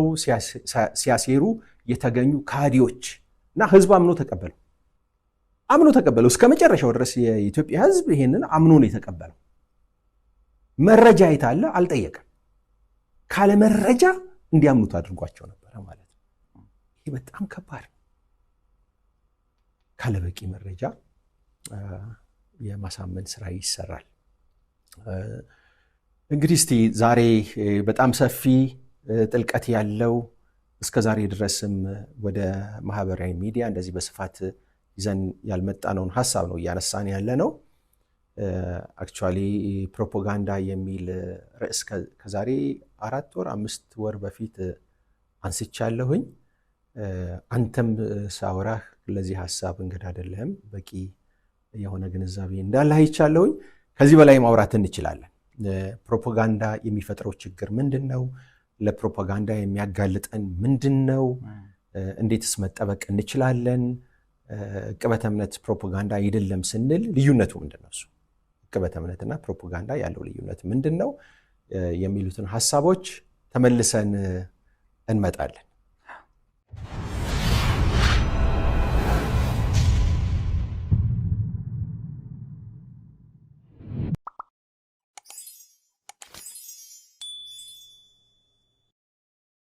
ውይይታችንን እንቀጥላለን። የጀመርነው ርዕሰ ጉዳይ አለ። የፕሮፓጋንዳ ቴክኒኮች ወይም አቀራረቦች ምንድናቸው፣ ስልቶቹ ምንድናቸው የሚለውን በስፋት ዳሰናል። እንደው በዚህ ላይ የምትጨምረው እንደው ቢጠቀስ ጥሩ ነው የምትለው የፕሮፓጋንዳ አካሄድ አለ ወይ? በተለይ ከዕቅበተ እምነት ጋራ ቀጥተኛ ተዛምዶ ያለው ያ አለ። ምናልባት ሁሉንም በዚህ ውይይት ማካተት ባንችልም ግን የተወሰኑትን መጥቀስ ያስፈልጋል። እስካሁን እየጠቀስን የመጣናቸው አሉ። ሌላኛው ፕሌን ፎልክስ ተብሎ የሚጠራ የፕሮፓጋንዳ አይነት ነው። ፕሌን ፎልክስ የሚባለው የፕሮፓጋንዳ አይነት ምንድን ነው? እኔ እንደናንተ ነኝ ብሎ ራስን ዝቅ አድርጎ የማቅረብ ከሌላው ጋር ራስን አመሳስሎ የማቅረብ አይነት ማለት ነው። ለምሳሌ አንድን ሀሳብ ለማስረጽ በሚሰሙ ሰዎች አእምሮ ውስጥ ለማስረጽ የሚጠቀሙት ዘዴ ፕሮፓጋንዲስቶች አንዱ ምንድን ነው? እኔም የእናንተ አካል ነኝ፣ የማህበረሰቡ አካል ነኝ፣ የችግሩ አካል ነኝ፣ እኔም ተገፊ ነኝ፣ እኔም በዚህ ነገር ውስጥ ነው የማልፈው፣ ተጠቅቻለሁ አይነት አቀራረብ ነው። የእኔም የዛ አካል ነኝ አይነት አቀራረብ የሰዎችን ልብ የመማረክ በቀላሉ ሆደ ቡቡ የሆኑ ሰዎች ያለው እንደምታውቀው አይደል? ብዙ አይነት ባህሪ ያላቸው ሰዎች ስላሉ፣ ስለዚህ የእነዚህን ሰዎች አትኩሮት ለማግኘት ዕቅበተ እምነት አገልግሎት የፖለቲክስ ውስጥ ያለ ነው። ዕቅበተ እምነት አገልግሎት ላይ የተሰማሩ ሰዎችም እንደዚህ አይነት ዘዴዎችን የመጠቀም አካሄድ አላቸው። ሀሳብን ይዘው በሀሳብ ጉዳይ ላይ ከመቆየት ሀሳብ ላይ ከሂስ ከማቅረብ በሀሳብ ጉዳይ ላይ ከመወያየት ይልቅ ሀሳባቸውን ለማስረጽ የሚፈልጉትን ዓላማ ለማስረጽ የዛ ችግር የዛ በደል የዛ ጉዳይ አካል አድርገው የማቅረብ አይነት አካሄድ ነው። ያልተለመደ ሊሆን ይችላል። ትሁት ይሆናሉ። ለምሳሌ ትህትናንም ልታቀርበው በዚህ ውስጥ ትችላለህ እና አም አማንግ ዩ ማለት ነው። አም ጀስት ላይክ ዩ ማለት ነው። ሌላው በዕቅበተ እምነት ውስጥ የምናየው በተለይ በኢትዮጵያ ወንጌላውያን ክርስትና ዕቅበተ እምነት አገልግሎት ውስጥ የምናየው ሌላኛው የፕሮፓጋንዳ አይነት ወይም ዘዴ ፊር ነው፣ ፍርሃትን መንዛት ነው። አንድን ሀሳብ በልኩ በቅዱሳት መጽሐፍት ምስክርነት ላይ ቆሞ ከመተቸት ይልቅ ያን ማድረግ ሲሳናቸው አንዳንድ ሰዎች ሀሳባቸው ተቀባይነት እንዲኖረው የሚቃወሙት ሰው የሚያቀነቅነው ሀሳብ አደገኛ ነው በሚል በማስፈራራት ሀሳቡን በልኩ ከመተቸት ይልቅ በማስፈራራት ሰዎች የእነሱን ሀሳብ እንዲቀበል ማድረግ ነው።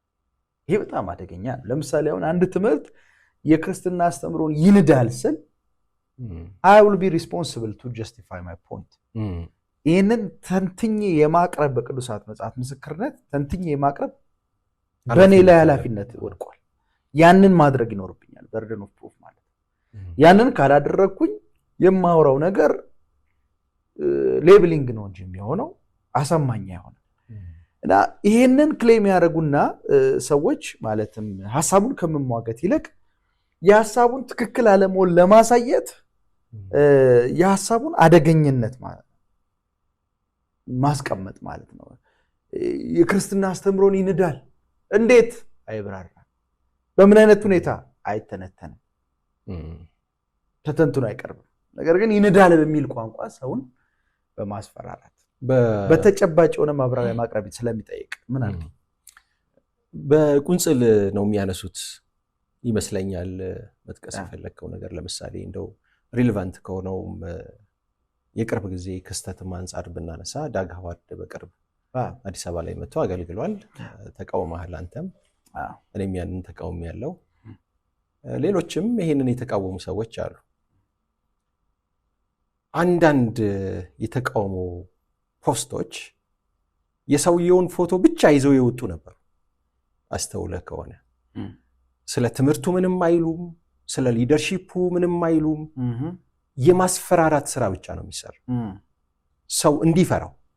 ዳግ ሃዋርድ የሚባልን ሰው እንደ ሆረር እንደ ቀንድ እንዳለው ተዋጊ ብቻ እንዲያስበው ተሳስቷል። ኦኬ፣ የተሳሳተ ትምህርት አለው። አክቹአሊ እኛም ተስማምተን ነው ይሄንን እየሞገተን ያለ ነው። የተሳሳተ ትምህርት እንደሚያስተምር እናምናለን። ግን እነኚህ ወገኖች የሚያደርጉት ምንድነው? ዕቅበተ እምነት ነው የሚመስላቸው። ፎቶውን ለጥፈው ፍርሃት ነው የሚረጩት ማለት ነው። ሐሰተኛ ነው፣ ለስህተቱ ግን መረጃ የላቸው። አጋንንታ ፎቶ ለጥፈው አጋንንታዊ ነው፣ ከሲኦል ሰራተኛ ነው ወዘተረፈ መረጃ ዳግ ሃዋርድ ሐሰተኛ መሆኑን ለማሳየት እነዚህ ሌብሊንጎች መጠቀም አስፈላጊ አይደለም። የአጋንንት ሰራተኛ መሆኑን ለማሳየት የሚያስተምረውን ትምህርት በቅዱሳት መጽሐፍት ወደ 100 የሚሆኑ መጽሐፎች አሉት። አዎ፣ ከ100 በላይ የሆኑ መጽሐፍቶች አሉት። የሰውየው አሉት። እነዛን በዝርዝር ተችቶ ሰውየው አስተምሮ አቋቋሙ አጋንንታዊ መሆኑን መናገር እየተቻለ በእነዚህ ላይ ተቆሞ በደፈናው ግን የሰውየውን ትምህርት ባልተነተኑበት ባላጠለዛ እኮ ነው። ዕቅበተ እምነት ዲሲፕሊን ይጠይቃል። ዲሲፕሊን መሆን ይጠይቃል። ማጥናት፣ ማንበብ፣ መቆፈር ይጠይቃል። ዝም ተብሎ ማንም ተነስቶ የሚሰራው ስራ ያልሆነው ለዛ ነው። መቀመጥ ብለሃል ቅድም። በቃ ቁጭ ብሎ ኮምፒውተር አይደለም የምትሰራው። እንቅልፍን ማጣት አለብህ። አቆሙ ሲሆን አስረስ ምቹ ነው የሚሆነው። እንደዛ አይደለም መክበተ እምነት መጥናት መልካም ይጠይቃልና አድጀክቲቭ ምንድነው ገላጭ ቃላቶችን ምንድነው ግነታይ ሃይፐርቦል በመጠቀም ሳይሆን መክበተ እምነት የምትሰራው ለተናገርከው ቃል ሪስፖንሲብል ነው። ፊር ፍርሃት መርጨት not biblical። ለምሳሌ መጽሐፍ ቅዱስ ሁለተኛ ጢሞቴዎስ ምዕራፍ 1:7 እግዚአብሔር የኃይልና የፍቅር ራስንም የመግዛት መንፈስ እንጂ የፍርሃት መንፈስ አልሰጠንም። እኛ የጌታ መንፈስ የተሰጠን ፈሪ እንድንሆን አይደለም ማለት ፈሪዎች ልንሆን አይገባም። ምክንያቱም የጌታ መንፈስ ከኛ ጋር አለ። ያ ማለት ተፈጥሯዊ ፍርሃት የለንም ማለት አይደለም።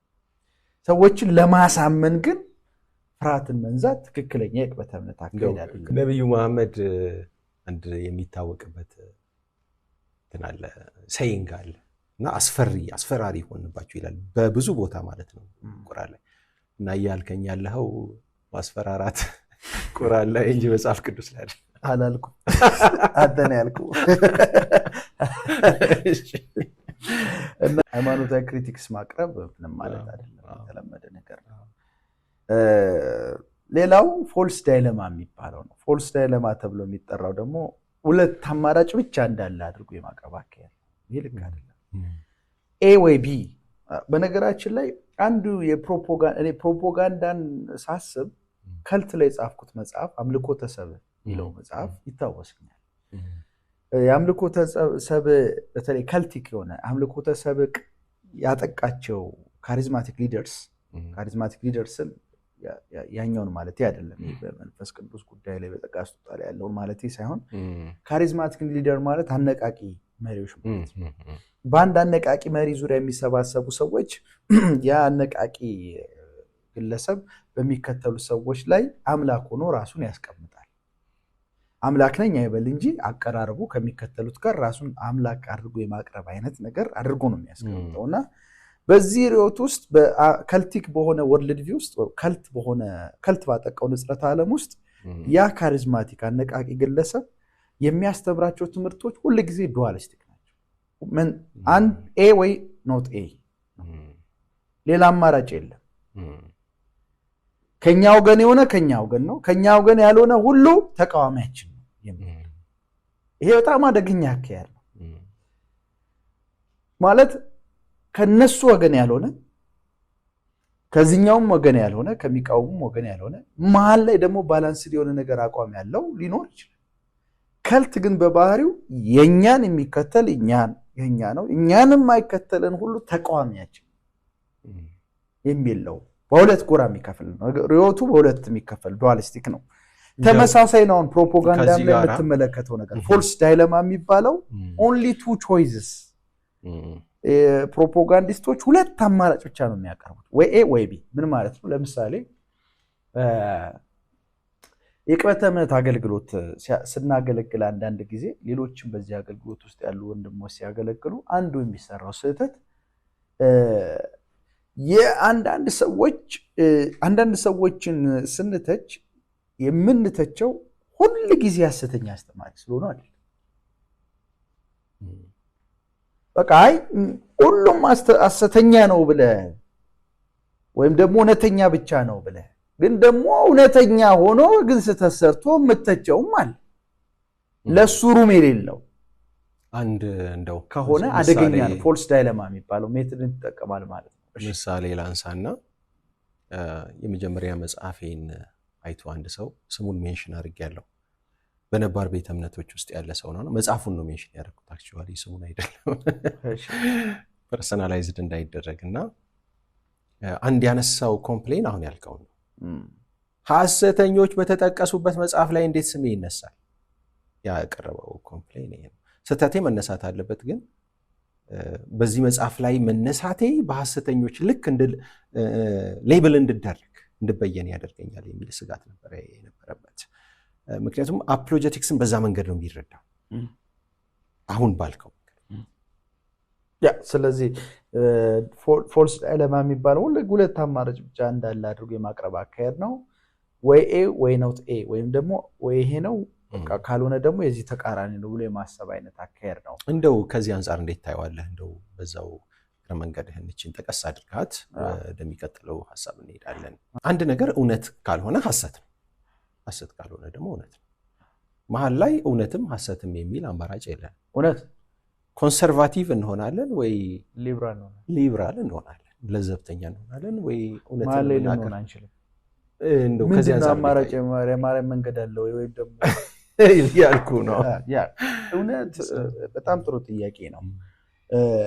ዕቅበተ እምነት አገልግሎት ሐሰተኛውን ብቻ የማጋለጥ አገልግሎት አይደለም።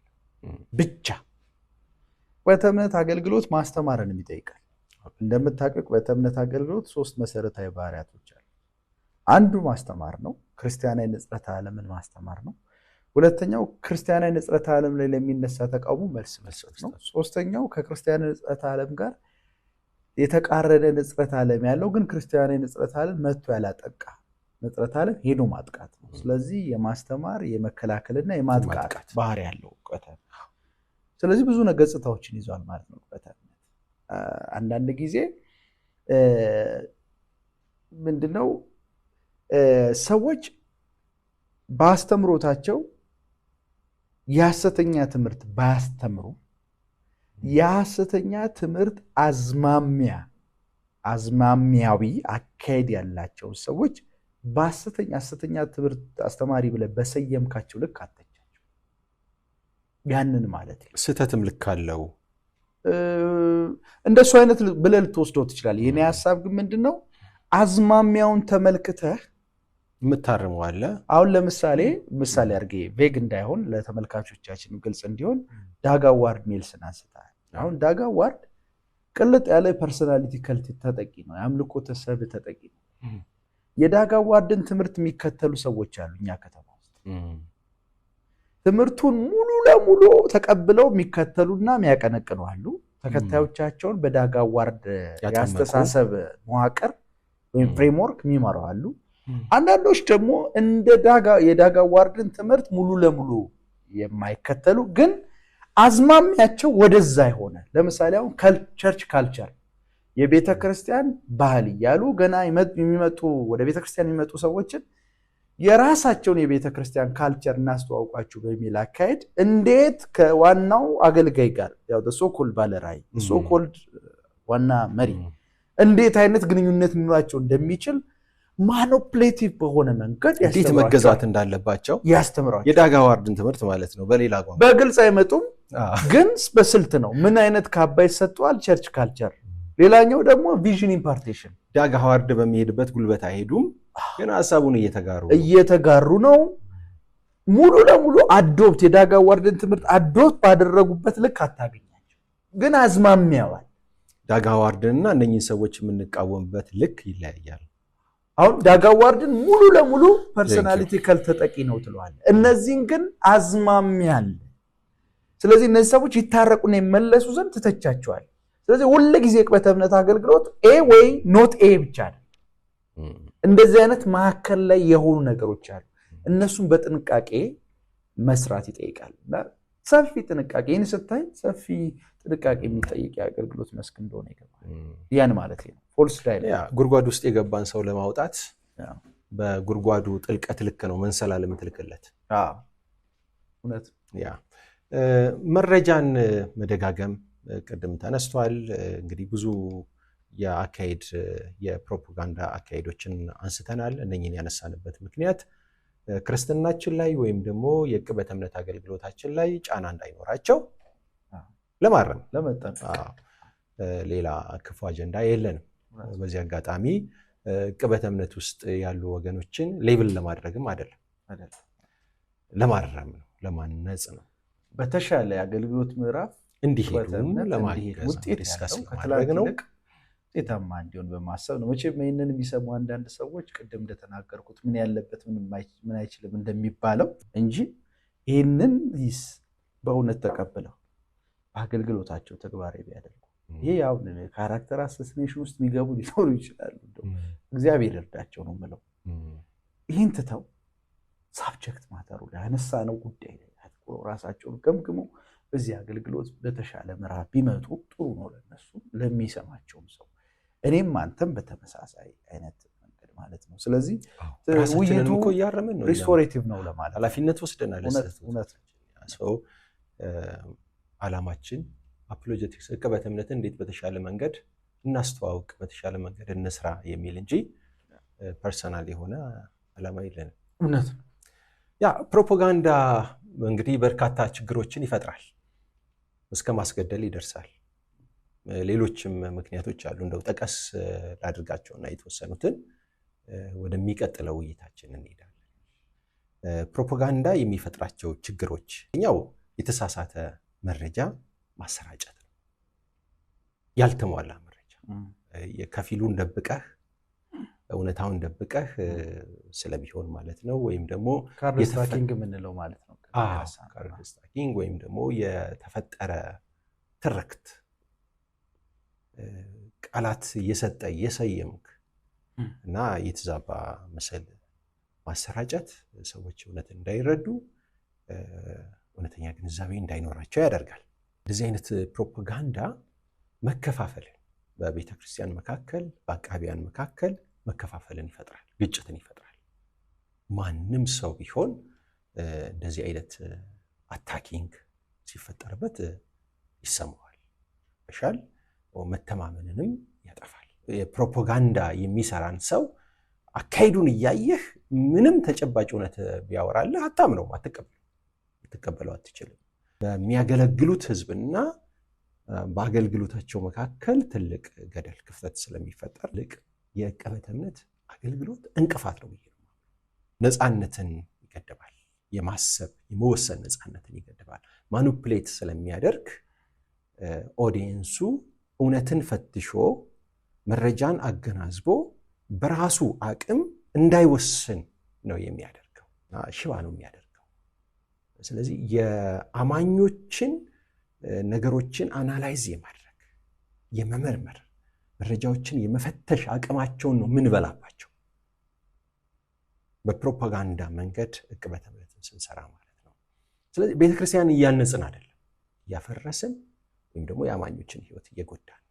መቼም ሁሉን እኛ እንይላችሁ አንልም፣ የታየንን ነገር ነው የምናሳየው እና የሚያዩበትንም አቅም ነው መፍጠር ያለብን እንጂ ሁሉን ነገር እኛ ልናቅብ፣ ሁሉን ነገር ልንተነተን አንችልም። ስለዚህ በዚህ መንገድ ስንሄድ አማኙ ህብረተሰብ እውነትን የሚመዝንበት አቅም፣ መንፈሳዊ እድገት እንዳይኖረው ነው የምናደርገው። አቅሙን ነው የምንበላበት። ይሄ በጣም አደገኛ ነው። ሌላው ፍርሃትን ይፈጥራል። ፈሪ ነው የሚያደርገው። በቃ ክርስቲያኑ ፈሪ እንዲሆን ነው የምታደርገው። ሁሌ ሆረር እየለጠፍክ ስህተቱ ምን እንደሆነ ሳታሳየው ስቷል እያልክ የምትጮህበት ከሆነ አንዳንድ ወገኖች አጋጥመውኛል። ማንን እንቀበል? ወዴት ቸርች እንሄድ? ክርስትና ያለ እስከማይመስላቸው፣ እውነተኛ አገልጋይ ያለ እስከማይመስላቸው ድረስ ይደርሳሉ። ይህ የሚያሳይህ ስሜታቸው ላይ አሉታዊ ተጽዕኖ አድሯል ማለት ነው። አገልጋዮችን ለመቀበል ይቸገራል፣ ቸርች ለመሄድ ይቸገራል። ይሄ በጣም አጥፊ ነው፣ ቤተክርስቲያንን የሚጎዳ አደገኛ ነገር ነው። ሌላው ጥላቻን ይፈጥራል፣ ጥላቻን ያስፋፋል። የፍቅር መንገድ እንዳልሆነ ስለሚገባህ ከጥላቻ አንተን ለመጉዳት ታስቦ ፕሮፓጋንዳ እንደሚሰራብህ ስለምታውቅ ጥላቻ ውስጥ ያድጋል። ስለዚህ የፍቅር መልእክተኞች እየሆንን አይደለም ማለት ነው። ሰዎች እኛን ለመጥላት ምክንያት እንዲሆኑ እየሆነን ነው። በመጥላታቸው ደግሞ ህይወታቸው ይጎዳል። ለማነጽ ከሆነ ስራችን የምናቅበው የዕቅበተ እምነት አገልግሎትን የምናገለግለው ለማነጽ ከሆነ ሰዎች እኛን ሲያዩ እኛን ሲሰሙ ፍቅር ሊሸታቸው ይገባል። እውነቱን ለመናገር የብዙዎቻችንን አገልግሎት ሲያዩ ፍቅር አይሰማቸው። ፍቅር በዋለበት እንዳልዋለን ወንጌል እንዳልገባን ጭምር የሚያስቡ ሰዎች አጋጥሞኝ ያውቃሉ። የምንጸልይ መጽሐፍ ቅዱስን የምናነብ አጋቢ ሲባል በቃ መጽሐፍ ቅዱስንም የሚያነበው ለመተቸት እንጂ ለህይወቱ አይደለም ብለው የሚያስቡ ይሄ የፕሮፓጋንዳ የፈጠረው ችግር ነው። መጨረሻ እንደው አንተም አንስተዋል፣ ዕቅበተ እምነት አገልግሎት ንጽረተ ዓለምን ማነጽ ነው እንጂ ማፍረስ አይደለም። ክርስቲያናዊ ንጽረተ ዓለምን ያፈርሳል፣ ያጠፋል። ለዚሁም ማህበራዊ መገለልን ይፈጥራል። ሰዎች ማህበራዊ መገለል ስለደረሰባቸው ይጎዳሉ። ወንድሞቻችን አብረውን መቆም ሲገባቸው፣ ማገልገል ሲገባቸው ማህበራዊ መገለል በግልጽ ይደረግባቸዋል ማለት ነው። ይሄ እውነት እንደ አካል ሊሰማን ይገባል። አገልግሎታችን በተለይ ምናልባት ይሄንን ሳነሳ የሳቱማ መገለል አለባቸው ልንል እንችላለን። ስለ ሳቱት አይደለም እያነሳሁት። በቀላሉ አሁን ቅድም ባነሳሁት ምሳሌ መንታ ምላስ ብዬ እንደዛ ጻፍኩኝ። ያንን ወንድም መንታ ምላስ ነው ብሎ የሚያስብ ሰው አይሰማውም ማለት ነው። ይገለላል። ሰው እንዳይሰማው ከማህበራዊ ሚዲያም እንዲርቅ እናደርጋለን። ይሄ በጣም መታረም ያለበት ነገር ነው። ለፕሮፓጋንዳ የሚያጋልጡ ክፍተቶችን ብናነሳ ደስ ይለኛል። ክፍተቶች አሉ ለፕሮፓጋንዳ የሚያጋልጡ። ለምሳሌ ፍርሃትን፣ ቁጣን በመቀስቀስ ፍርሃት ተነስቷል። አክቹዋሊ የፍርሃት ስሜት ውስጥ ሰው እንዲገባ በማድረግ እንዲቆጣ በማድረግ ፖለቲካ ውስጥ እንደዚህ ይደረጋል። ህዝብ የሆነ ኢሹ ይነሳና እንዲቆጣ ወይም ደግሞ እንዲኮራ በማንነቱ እንዲኮራ ይደረጋል። እነኚህ ነገሮች የክሪቲሲዝም ነገሮችን በጥልቀት የማሰብ ችሎታችንን ይቀንሱታል፣ ለፕሮፓጋንዳ ያጋልጡናል ማለት ነው። የሀሳብ ስንፍና አይታል። ምን አይነት ማህበረሰብ እያፈራን ነው? ዕቅበተ እምነትን በፕሮፓጋንዳ መንገድ ስለምንሰራው ርዕስ ብቻ ነው የሚያየው። እኔ ሰሞኑን አንድ የለቀኳት ትንሽ ቪዲዮ አለች፣ 5 ደቂቃ ወይ 7 ደቂቃ ነው የምትሆነው እና የተቀቡትን አትንኩ የሚል በዳጋ ዋርድ ላይ የተሰራ ነው። የተቀቡትን አትንኩ ብሎ እሱ 2ኛ ሳሙኤልን ጠቅሶ የሚሰራው እንትን አለ እና ፋላሲ አለ። የመጽሐፍ ቅዱስ ፍታቴው በጣም ሮንግ ነው። ያንን አንስቼ ነው የምተቸው። ግን የተቀቡትን አትንኩ በሚል ንግግር ስለምጀምር በሱ ንግግር ማለት ነው እኔ እንዳልኩ ተደርጎ ኮሜንት ይደረጋል እና የሰጠዋቸው ምላሽ ማሽን ቢሆን ጣታችሁን ይቆርጣችኋል፣ አትቸኩሉ፣ ታግሳችሁ አድምጡ የሚል መልስ ሰጥ ነበር።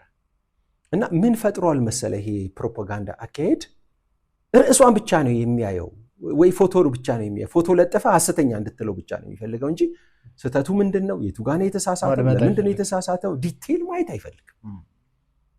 እና ይሄ የሐሳብ ስንፍና ነው። በሐሳቡ በአስተሳሰቡ ሰነፍ የሆነ የክርስቲያን ሶሳይቲ እያፈራን ያለ እኛ እንድንነግረው ነው የሚፈልገው። ከሌ ሐሰተኛ ነው፣ ከሌ ሐሰተኛ ነው።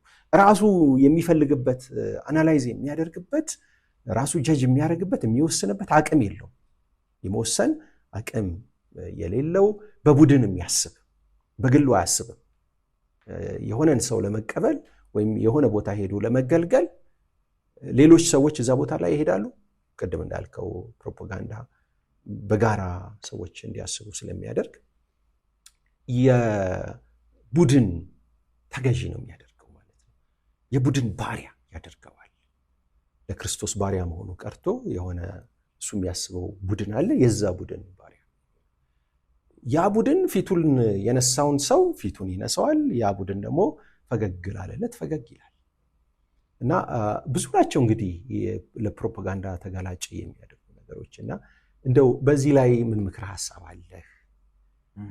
ለፕሮፓጋንዳ ተጋላጭ እንዳይሆን ለክርስቲያን ሶሳይቲው ምን ማድረግ አለበት? የክርስቲያኑ ማህበረሰብ ለፕሮፓጋንዳ ተጋላጭ እንዳይሆን ማድረግ ያለበት ዛሬ ሰራ ነው ዕቅበተ እምነት ስራ ነው የሚማምነው። እውነት ነው። ዛሬ ሰራ ነው እንደዚህ አይነት ባህሪያት ያላቸውን ፕሮግራሞች ማወቅ አለ። ፕሮፓጋንዳ ምን ማለት እንደሆነ ሲገባው ፕሮፓጋንዳዊ ጽሁፎች ምን አይነት ጽሁፎች እንደሆነ ሲያውቅ ይጠነቀቃል ማለት ነው። ስለዚህ ይሄ አንዱ ኢምፓክት ነው። ምንድነው ማድረግ ያለበት? መለየት፣ የሚያነበውን መለየት አለ። ዕቅበተ እምነት ነው ፕሮፓጋንዳ ነው የሚለውን መለየት መቻል አለበት። እና ያስቀመጥናቸው መለኪያዎች አሉ፣ የፕሮፓጋንዳ ባህሪያቶች አሉ፣ ዘዴዎች አሉ።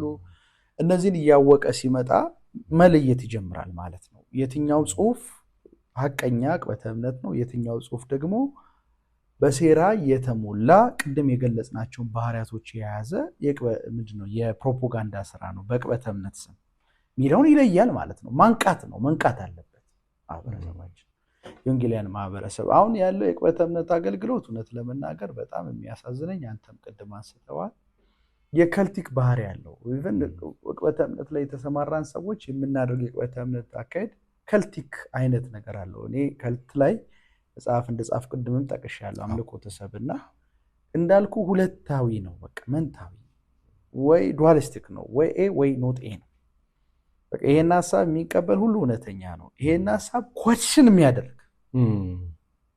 አሁን ለምሳሌ የሆነን ሰው ሐሰተኛ ተብሎ ሌብል ቢደረግ አይ ይሄ ሰው ሐሰተኛ ለመሆኑ የቀረበው ማስረጃ አሳማኝ አይደለም ብለህ ሐሳብ ብትሰነዝር አጥፊ ነው። የፕሮፓጋንዳ ባህሪ ያለው ተሶኮልድ ቅበተ እምነት ውስጥ ተሰማራ የሚሉ ሰዎች ሂስ ለመቀበል ፈቃደኞች አይደለም። ሂስ ከሰጠህ ሌብል ትደረጋለህ ከተለያዩ ነገሮች ጋር ትገናኛለህ። ባህሪው እኮ ነው ይሄ እኮ አንዱ መገለጫ ባል በፕሮፓጋንዳ እንደተለከፍን ማሳየው ይሄ የሚቃወማቸውን ሰው የሚቃወምበትን ሐሳብ ሲቃወም የሚቃወምበትን ሪዝን ከመመልከት ምንድነው ይሄ ሞጋች ሐሳብ እኮ ለተሻለ የቅበተ እምነት ስራ ጠቃሚ ነው። እኔ አሁን አንድ ሰው ላይ የጻፍኩት የቅበተ እምነት ጽሁፍ ሌላ ሰው ደግሞ በቅበተ እምነት ላይ ተሰማራ ምንም ካራክተር አሰሲኔሽን ሲያስፈልገው ቀደም ያነሷቸው ነገሮች ለባንድ ዋገን ቴስቲሞኒያል ግሊተሪንግ ጀነራሊቲ ኔም ኮሊንግ ካርድ ስታኪንግ ፕሌን ፎልክ ፊር ትራንስፈር ሪፒቴሽን ፎልስ ዳይለማ የሚባሉትን የፕሮፓጋንዳ ስልት ሳይጠቀም በጻፍኩት ጽሁፍ ላይ ሂስ ቢያቀርብ ለምንድነው ማለቀበለው? አክሰፕተብል ነው።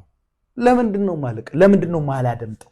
ባይ ዘ ዌይ አድማጮች አይደለም የተቃወመን ሁሉ ሐሳባችን የተቃወመ ሁሉ ያሰተኛ ወዳጅ ነው። ምን ያህል የአእምሮ ንቃታችንን ነው የሚያሳየው። ይሄ በጣም ያሳፍራል በእውነት። ይሄ ማለት እኮ ከምን ተለየ? ከፕሮፓጋንዲስቶች በምን ተለየ?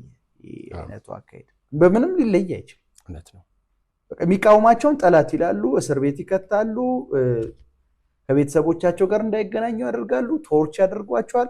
ባይ ዘ ዌይ አንዳንድ የቅበተ እምነት ሰዎች እንደዚህ አይነት እድል ቢያገኙ ይህን ነገር ከማድረግ አይመለሱ። አጥፊዎች ናቸው፣ ርህራሄ የላቸውም፣ ጨካኞች ናቸው፣ ለመተቸት ፈቃደኛ አይደሉም። ከዚህ የተነሳ ስለ ቅበተ እምነት ያለው ማህበረሰብ የተሳሳተ ግንዛቤ ይዟል ብዬ አስባለሁ። ይህንን የሚያሳዩ አንዳንድ ለቅበተ እምነት ስራዎች የሚሰጡ ምላሾች አሉ። በቅርብ አሁን በመሰረተ ክርስቶስ ቤተክርስቲያን ላይ የሰራ ነው ከዚህ ከኤልጂቢቲኪው ጋር በተያያዘ ጉዳይ ተቃውሞ አንስተናል፣ ክሪቲሳይዝ አድርገናል። በመረጃ የተደገፈ ስራ ነው የሰራነው። የደበቅነውም መረጃ የለንም። የሚመቸንን መርጠን የማይመቸንን አልተውንም እና ግልጽ የሆነ ስራ ነው የሰራነው። ይህንን ያንተንም ገጽ ገብቶ ማየት ይቻላል፣ ፌስቡክ ገጽህን፣ የኔንም ተመልካቾቻችን ገብተው ማየት እና የራሳዊ ፕሮፓጋንዳ ነው የተሰራው ወይስ ቅበተ እምነት የሚለውን መወሰን ይችላሉ። እና ማሰብ የሚችል ቅበተ እምነትንና ፕሮፓጋንዳን መለየት የሚችል ትውልድ ማፍራት አለብን ብዬ አምናለሁ። እንደው ለዚህ ለቅበተ እምነት አገልግሎታችን የተሰጠ አንድ ምላሽ ላንበብልህ፣ እንደው ለትዝብት ማለት ነው። እኔ ይህንን ምላሽ የምለው ቅበተ እምነት ፕሮፓጋንዳ ነው ተብሎ ስለታሰበ በጥቅሉ ስለታሰበ ፕሮፓጋንዳዊ ምላሽ ነው የተሰጠው። እንደዚህ ይላል። ግብረ ሰዶምን የሚያራምዱ ሰዎች ተቋማት አንዱ የሚፈልጉት ነገር በቤተ ክርስቲያን ውስጥ ግብረ ሰዶምነት ወይም ግብረ ሰዶማዊነት የውይይት አጀንዳ እንዲሆን ነው። አስተውለዋል። አማኞች ስለ ግብረ ሰዶምነት ማሰባቸው፣ በጉዳዩ ላይ መወያየታቸው ለነርሱ ትልቅ ድል ነው። ግብረ ሰዶምን የሚቃወም ኢላማ በመሸፈን አጀንዳውን በቤተ ክርስቲያን ውስጥ ያስገባሉ ይላል። እንግዲህ የኛ ተቃውሞ ግብረ ሰዶማዊነትን ለማስፋፋት የተደረገ እንደሆነ ተደርጎ ነው የተመለሰው። ይህ ፕሮፓጋንዳ ነው። ምክንያቱም እውነትን የደበቀ ነው። አየህ፣ የተፈጠራ ታሪክ ነው። የፈጠራ ታሪክ ነው፣ ሴራ ነው፣ ከእውነት የራቀ ነው። እና ይሄ የሚያሳይህ ዕቅበተ እምነትን ፕሮፓጋንዳ እንደሆነ በማሰብ የተመለሰ ፕሮፓጋንዳዊ ምላሽ ነው። ጥሩ ጠቃሚ ውይይት እያደረግን ይመስለኛል ዮሲ። ዕቅበተ እምነት ከፕሮፓጋንዳ እንደሚለይ ነው ለማመልከት እየሞከርን ያለ ነው። እስቲ ጥቂት ነጥቦች እናንሳ። ዕቅበተ እምነት ከፕሮፓጋንዳ በምን ይለያል የሚሉ ጥቂት ነጥቦች እናንሳ። ለምሳሌ ዕቅበተ እምነት እውነትን አይደብቅም። ፕሮፓጋንዳ ግን ሰሌክት አድርጎ ነው የሚፈልገውን ነገር ይደብቃል፣ የሚፈልገውን ነገር ደግሞ ገሃድ ያደርጋል። ከእርጉም ብያኔ አይነሳም። ዕቅበተ እምነት ሞግቶ ነው ወደ ብያኔ የሚመጣው እንጂ ከብያኔ አይነሳም። ስያሜዎችን ስናስቀምጥ መጠንቀቅ መቻል አለብን ማለት ነው። በልኩ ነው የሚያየው። መጽሐፍም ልከኛ እንድንሆን ይናገራል። አሳማኝ መረጃዎችን ይመርጣል። ፐብሊክ የሚሆኑ መረጃዎች አሉ፣ አሳማኝ የሆኑ ፐብሊክ የማይሆኑ በጥርጣሬ የምንይዛቸው እኛ ጋር የምናቆያቸው መረጃዎች ደግሞ አሉ። ለምሳሌ አሁን ባነሳ ነው በኤልጂቢቲኪው ጉዳይ ከጥርጣሬ ተነስተን የመሰረተ ክርስቶስ ቤተክርስቲያን መሪዎች ሰዶማዊነትን ተቀበሉ አንልም። ልንጠራጠር እንችላለን። ጥርጣሬያችንን ግን አንጽፈው፣ ኪፕ ነው የምናደርገው እና የተረጋገጠ እውነተኛ መረጃን ነው ይዞ የሚቀርበው እንጂ ያልተረጋገጠ መረጃን፣ እውነት ያልሆነ መረጃ ላይ ዕቅበተ እምነት አይደገፍም። ሌላው በጣም ወሳኙ ነጥብ የተደራጀ አመክንዮና ግልጽ የመጽሐፍ ቅዱስ አስተምሮ ላይ ዲፔንድ ያደርጋል ዕቅበተ እምነት። ይሄ የዕቅበተ እምነት ሜጀር መለያው አስተምሮ፣ አመክንዮ። አስተምሮ ደግሞ መጽሐፍ ቅዱሳዊ የሆነ በመጽሐፍ ቅዱስ ተለክቶ እውነትነቱ የተረጋገጠ የመጨረሻው ስልጣን ያለው እምነታችንን የሚበይነው ልምምዳችንን የሚበይነው መጽሐፍ ቅዱስ ነው። እንደ መረጃ እንደ ፋይናል የውሳኔ ቱል መሳሪያ አድርገን መጠቀም ያለብን መጽሐፍ ቅዱስን። ለዚህ ደግሞ አቃቢው ምን ያስፈልገዋል? ልዕቀት ያለው የስነ ፍታቴ ክህሎት ያስፈልገዋል። አቃቢያን በስነ ፍታቴ ላይ በጥልቀት መስራት መቻል አለብን። መጽሐፉ የሚለውን ለማለት ማለት ነው። ትልቁ የስህተት ትምህርት ተጋላጭ የሚያደርገውም የሄርሜኔቲክስ ወይም ነው የስነ ፍታቴ ችግር ነው። ስለዚህ ሐሰተኞችን እየተቃወምን እኛ ራሳችን ሜጀር ስህተት እንዳንሰራ፣ ዋና ስህተት እንዳንሰራ የሚያደርገን የስነ ፍታቴ አቅማችንን ማሳደግ ስንችል ማንም ይበቃ ይኖራል ብዬ አላስብም በዚህ ጉዳይ ላይ። ምክንያቱም በመጽሐፉና በእኛ መካከል ብዙ ርቀት አለ። የካልቸር የጊዜ ብዙ ርቀት አለ። ስነ ጽሁፉ የተጻፈው በሌላ ቋንቋ ነው፣ እኛ የምናነበው በአማርኛ ቋንቋ ነው። ፐርፌክት ልንሆን አንችልም፣ ግን እዚህ ላይ መስራት እንዳለብን ሁልጊዜ ማሰብ አለብን። በአንጻሩ ፕሮፓጋንዳ ደግሞ ይህንን መሰረት አያደርግም። ሌቢሊንግ ስለሆነ ስለ ስክሪፕቸር አይጨነቅም። ኤክሰጀስስ ለማድረግ አሁን ሰሞኑን እያደረግክ እንዳለው አንተ በዳግ ሃዋርድ ትምህርቶች ላይ ክሪቲሲዝም ለመስራት አይጨነቅም። ፕሮፓጋንዳ ከሆነ ዝም ብለህ መለጠፍ ነው፣ ፎቶውን ለጥፈ የሆነ ስም መስጠት ነው። ሌላው ደምሳሳዊ ምልከታ የለውም ዕቅበተ እምነት። በቡድን አያስብም እንደ ፕሮፓጋንዳ። ፕሮፓጋንዳ ግን ችግር የለበትም። ወስዶ የሆነ ቡድን ውስጥ ይከታል፣ ከዛ ቡድን ጋር አብሮ ያጠፋል። ስሜትን በማነሳሳት አይደገፍም። የሰዎችን ስሜት በመንካት እና ከኢሞሽናቸው ተነስተው እንዲከተሉት ዕቅበተ እምነት አይሰራም። በአንጻሩ ደግሞ ፕሮፓጋንዳ ሰዎች አምነው በሎጂክ በአመክንዮ እንዲከተሉ እንዲወስኑ ሳይሆን የሚያደርገው በስሜት ተነስተው እንዲወስኑ ነው የሚያደርገው። በነገራችን ላይ ይሄ በጣም ለኢትዮጵያ ሕዝብ በጣም ግልጽ ነው። የሻሸመኔ ከተማን መቃጠል፣ የመንገዶችን፣ የሆስፒታሎችን፣ የትምህርት ቤቶችን መውደም ስትመለከት ምንጩ ፕሮፓጋንዳ፣ አክቲቪዝም ማለት ነው። በእኛ ዘመን አክቲቪዝም ተብሎ ያው ስያሜው ስለተቀየረ ካለበቂ መረጃ በደምሳሳዊነት እንደውም አንድ ጥቅም ላይ የዋለ ቃል ነበረ፣ የመንጋ አስተሳሰብ የሚል በጅምላ አስቦ ክሪቲካል አያስብም፣ በግሉ አያስብም። ይሄ ትምህርት ቤት ለልጆች ይጠቅማል አይጠቅምም፣ ሆስፒታሉ ለወላጆች ይጠቅማል አይጠቅምም ብሎ አያስብ። ጀማው ትምህርት ቤቱ እንዲፈርስ ወይም ሆስፒታሉ እንዲቃጠል ፈልጓል፣ ሄዶ ያቃጠላል። ሌላው ፕሮፓጋንዳ የተሰወረ አጀንዳ አለው። አጀንዳው ፈልገህ ነው የምታገኘው ወንድሜ፣ በግልጽ አታገኘው። የናቡቴን እርሻ የተቀማበትን አጀንዳ ጉዳዩን ያስፈጸሙ ራሳቸው አያውቁትም። የናቡቴን እርሻ ለመውረስ አካብ ስለፈለገ እንዳስገደለው እነሱ ራሳቸው አያውቁ። ስለዚህ የተሰወረ አጀንዳውን ፈልገህ ነው የምታገኘው። ዕቅበተ እምነት ግን አጀንዳው ግልጽ፣ ሰዎችን ማቅናት፣ መመለስ፣ ለእግዚአብሔር መንግስት መብቃት።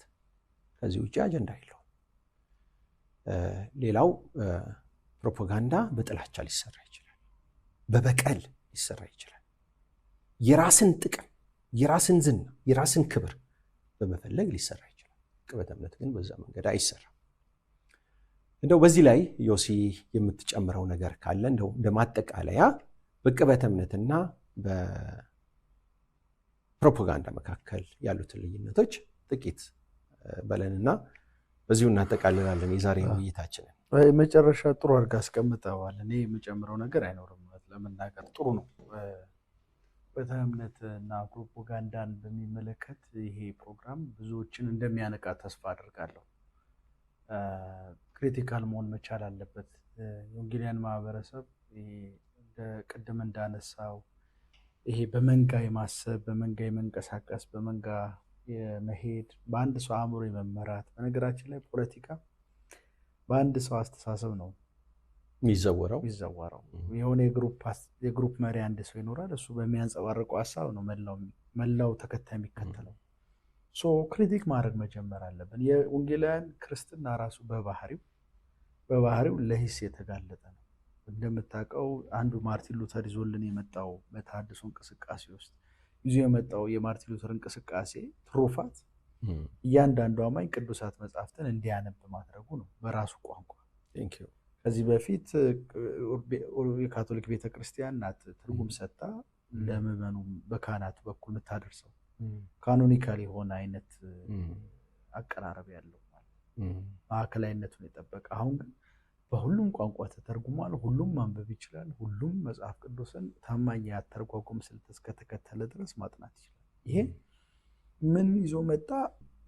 ራሱ ፕሮፓጋንዳዊ ጽሑፍ እንዳያጠቃን የተሐድሶ እንቅስቃሴ የወለዳቸው ወንጌላውያን አብያተ ክርስቲያናት ባህሪያቸው ራሱ አብሮ አይደለም። ምክንያቱም በግል እንድናነብ፣ በግል እንድናጠና፣ በግል ከቅዱሳት መጽሐፍት ጋር እንድንገናኝ የሚያደርግ ነው የተሐድሶ እንቅስቃሴ። ያ እየተቀየረ ያለ ነው የሚመስለው።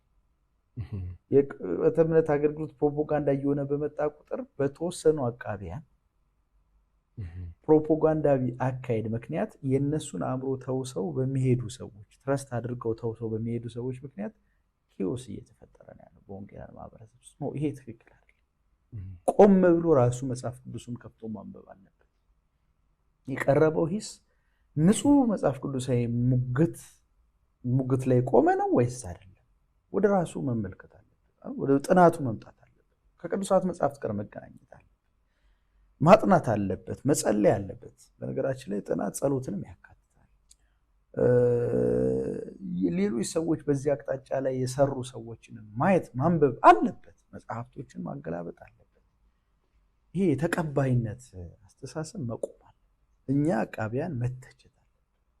ለምናነሳው ሀሳብ አካውንተብል ስለሆነ የሚያነቡን ሰዎች ወደዚህ የብስለት ልክ ልናመጣቸው ይገባል የሚል እምነት አለኝ። ምክንያቱም ለሁሉም በእጁ መጽሐፍ ቅዱስ ተተርጉሞ ቀርቦለታልና አንብቦ ተረድቶ የሚገጥሙትን ጉዳዮች ክሪቲካሊ ማየት፣ ማበጠር፣ መለየት አለበት። ወደዚህ እውነት እንድንመጣ ነው የሚያስፈልገው። ስለዚህ እኔ መጨረሻ ላይ የምለው ነገር ሌትስ ካም ባክ ቱ ዘ ቬሪ ስሎጋን ኦፍ ሪፎርሜሽን priesthood of all believers and also ሁሉም አማኝ ካህን ነው ከተባለ all believers should read their own Bible which is translated in their own language. We have to go to the Bible. we have to read ማጥናት አለ። በዛ እንምጣና የምንድነው ኬኦቲክ ሆነዋል። ያው ላይ የምታየው ነገር ሁሉም አቃቤ አቀበተ እምነት ውስጥ ሁሉም ይለጥፋል ፎቶ፣ ሁሉም በቃ በዚህ የፕሮፓጋንዳ አካሄድ ተጠቅሟል። ሁሉም ተሳዳቢ። ያሳዝነኛል አቀበተ እምነት በዚህ ደረጃ መውረዱ። አዝናለሁ። ከነዚህ ሰዎች ጋር መመደብና አቃቤ እምነት ተብሎ መጠራትም ያሳዝናል። እኔ አንዳንድ ጊዜ የራሴን ዲሳቲስፋክሽን ተናግሬ ብጨርስ ደስ ይለኛል። አንዳንድ ጊዜ ፌስቡክ ላይ ጽፌ አውቃለሁ እኔ አቃቤ እምነት አይደለሁም ከማያው ነገር በመነሳት አንድ ላይ ምክንያቱም እንዲህ ከሆነ እኔ እኮ ማገልገል እፈልጋለሁ። ምክንያቱም አቃቤ እምነት እኮ አንዱ ገጽታው ማስተማር፣ መከላከልና መጥቃት ብቻ እኮ ማስተማር መቻል አለ፣ ማስታጠቅ መቻል አለ። ስለዚህ ይህንን መጠበቅ ስላልቻልኩኝ ከሚሰራው ነገር የተነሳ ከሚደረገው አካሉን የማያነስ ፕሮፓጋንዳ የሆነ ሶኮል ዕቅበተ እምነት አካሄድ ምክንያት I better to stick to the teaching side of apologetics ብዬ ደም ጭራሽ ዕቅበተ እምነት አትበሉኝ ሁሉ ይጽፍ ያውቃል። እና በጣም አደገኛ ምዕራፍ ላይ ነው ያለው። ለወንጌላውያን ስብራት ለገጽታችንም አደጋ ይሆን ያለው ነገር። የወንጌላውያን ክርስትና ሰልፍ ክሪቲክ ነው ከሌላ ሃይማኖት የሚለየው። ከእስልምናም ከኦርቶዶክስም ከካቶሊክም የሚለየው የኛ ወንጌላውያን ክርስትና ሰልፍ ክሪቲክ መሆኑን ወደዋል። ራሱን የሚተች ነው። አትተች የሚባል ነገር የለውም። እኛ እያልን ያለነው አይተች አይደለም። የሚተችበት መንገድ ግን ከፕሮፓጋንዳ የነጻና የጠራና የራቀና ትክክለኛ መጽሐፍ ቅዱሳዊ እውነት ላይ ቆመ ሎጂካል የሆነ ከቤተክርስቲያን አባት ጽነ ጽሑፎች ጋር የሚመሳከር የዕቅበተ እምነት ስራ ነው። ወደዛ የዕቅበተ እምነት ንጽህና ድንግልና እንድንመጣ እግዚአብሔር ይርዳን። አሜን፣ ይርዳን። እግዚአብሔርን እናመሰግናለን። ጥሩ ውይይት ነበረን። ተመልካቾቻችን የዛሬውን ውይይታችንን በዚህ እንጨርሳለን።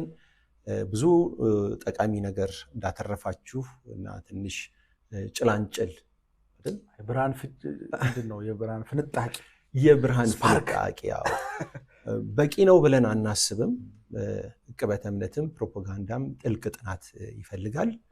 የቀረውን ደግሞ እናንተ እንድትሄዱበት እና በዚህ ርዕሰ ጉዳይ ኢንዴፕዝ እንድታስቡ፣ ምክንያቱም የፕሮፓጋንዳ አካሄድ ዕቅበተ እምነትን ይጎዳል።